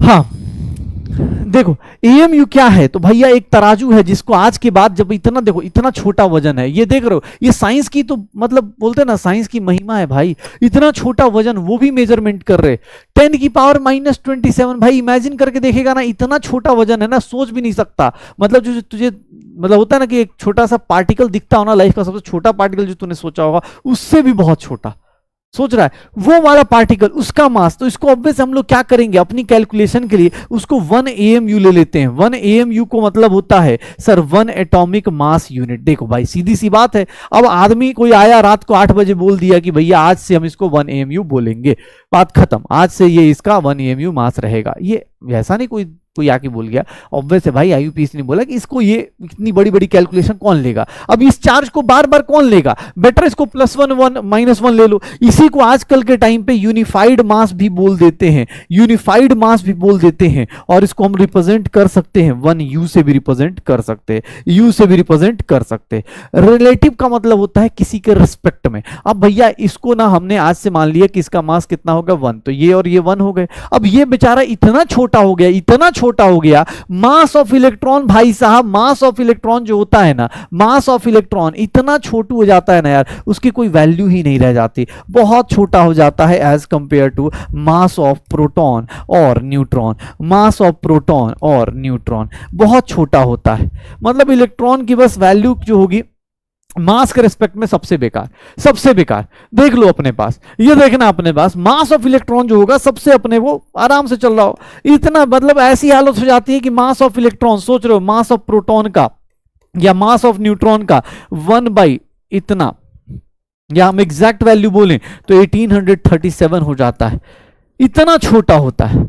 मतलब अगर कोई बंदा है, मान लो मेरा वजन 1837 kg है, तो मेरे सामने एक बंदा आ रहा है 1 kg का, बोल रहा है मेरा मास भी औकात में रहो, हाँ तुम्हें लग रहा है तुम किसी को काउंट करोगे, तुम्हारा मास 1837 kg और वो आ रहा है 1 kg का आदमी, एक लात मारोगे उड़ता हुआ चला जाएगा, उसको कंसीडर ही नहीं किया जाता। तो कभी भी एटम में देखोगे इलेक्ट्रॉन का मास जो होता है बहुत छोटा हो जाता है, इसीलिए उसको कितना कंसीडर कर लेते हैं, रिलेटिवली 0 कंसीडर करते हैं। प्रोटॉन और न्यूट्रॉन का मास होता है, इलेक्ट्रॉन का मास नहीं होता है, इलेक्ट्रॉन का मास नहीं होता है, ये ध्यान रखिएगा।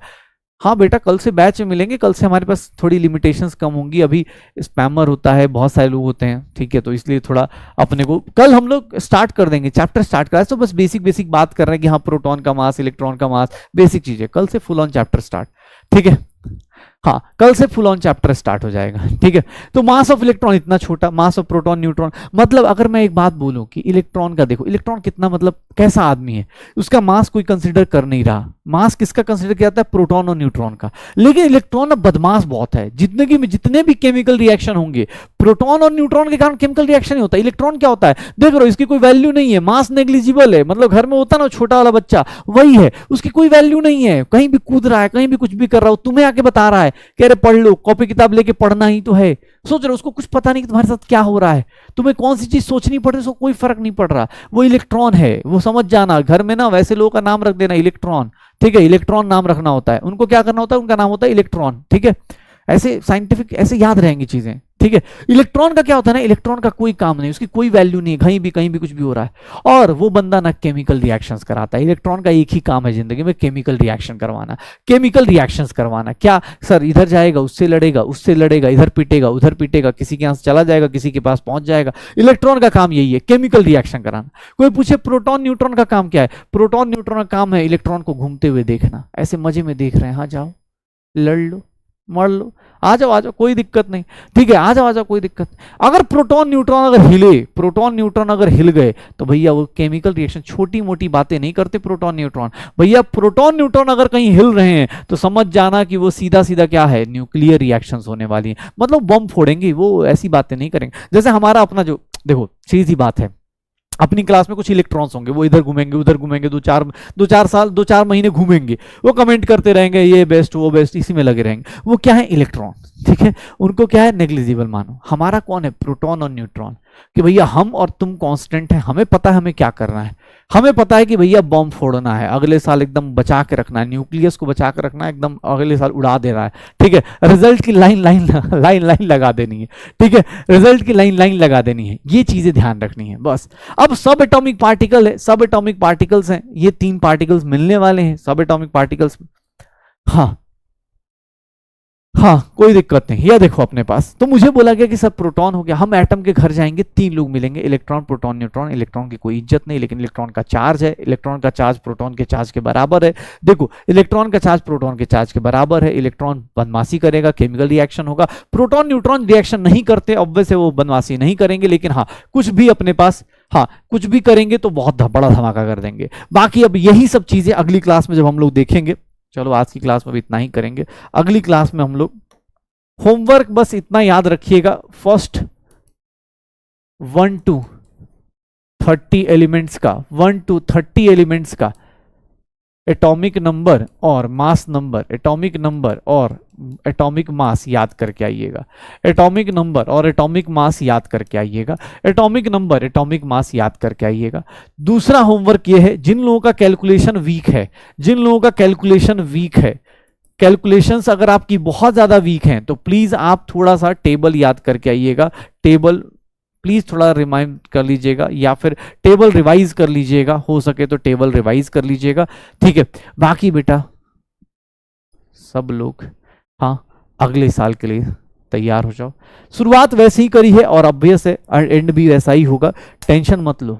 ये जो अपने पास स्टेथोस्कोप दिख रहा है ना, मार्केट में बहुत कम दाम में भी मिल जाएगा, मतलब मुझे जहाँ तक पता है कि 1500-1600 से मिल जाता है, लेकिन खरीद लेने से आप डॉक्टर नहीं बनते।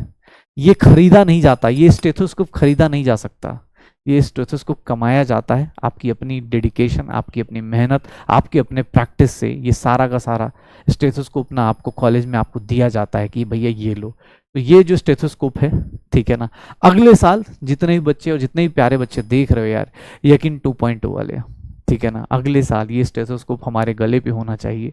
ये सपना देखो, और इस सपने को पूरा करने के लिए ना भाई लग जाना है, मेहनत करनी है, और मेहनत का कोई सब्स्टिट्यूट नहीं है, और इस टाइम पे सिर्फ और सिर्फ आपकी मेहनत ही आपको वहां तक ले जाएगी, ठीक है। क्योंकि अभी टाइम है, और टाइम का मतलब अच्छी बात यही है कि टाइम भी है, लेकिन उसकी एक बुरी बात है कि आप अगर गलत तरीके से सोचेंगे तो टाइम बहुत है यार, पड़े रहते हैं आराम से देखेंगे, तो वो काम भी नहीं करना है। कोशिश कीजिएगा सब लोग, ठीक है ना।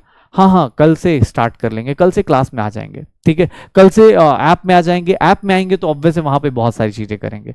बोला तो सही, इस बार सिर्फ और सिर्फ सिलेक्शन के लिए नहीं पढ़ेंगे, इस बार सिलेक्शन के आगे जाएंगे, सिलेक्शन के आगे जाएंगे, बदला लेना है यार। हाँ ऐसे कैसे, मतलब ऐसे कैसे कोई हटा सकता है तुम्हें रेस से बाहर। अगली बार ना, हाँ कल से शुरू करेंगे, और कल से भाई हाँ बैच में मिलो, बैच के बाद नोट्स बनाएंगे, बैच के बाद क्वेश्चंस करेंगे, बहुत सारी चीजें होंगे। ओके चलो मिलते हैं अगली क्लास में। मेरी भी 3:30 क्लास है, तो आई होप सो सब लोग क्लास एंजॉय कर रहे होंगे। आज अपनी क्लास में बहुत सारी कन्वर्सेशन हुई, आई होप सो सब लोग अपना अपना प्लान कर लेंगे। कल से मिलेंगे, कल से बैच में मिलेंगे, और कल से हम लोग करेंगे बहुत सारी धमाल। ओके चलो मिलते हैं, बाय बाय। तब तक पढ़ाई करते रहो, एंजॉय करते रहो, ठीक है। सस्पेंस कुछ नहीं, बस बैच में ऑब्वियस है, बैच अपना हो जाता है, तो बैच में क्या है ना कि यार कोई बाहर का कमेंट नहीं कर सकता, वहाँ पे तुम ही लोग होंगे, हम लोग होंगे, तो वहाँ पे क्या है कि थोड़ा इंटरेक्शन अच्छा हो सकता है, और जो हम बोल सकते हैं, हम कम्युनिटी में कुछ चीज़ें कर सकते हैं। ओके चलिए मिलते हैं आप सबसे कल से बैच में। तब तक के लिए पढ़ाई करते रहिए, एंजॉय करते रहिए, रिलैक्स रहिए, बस याद रखिएगा सपना क्या है, ठीक है। स्टेथोस्कोप अच्छे वाला, वाइट कोट, बस। ओके चलो बाय बाय।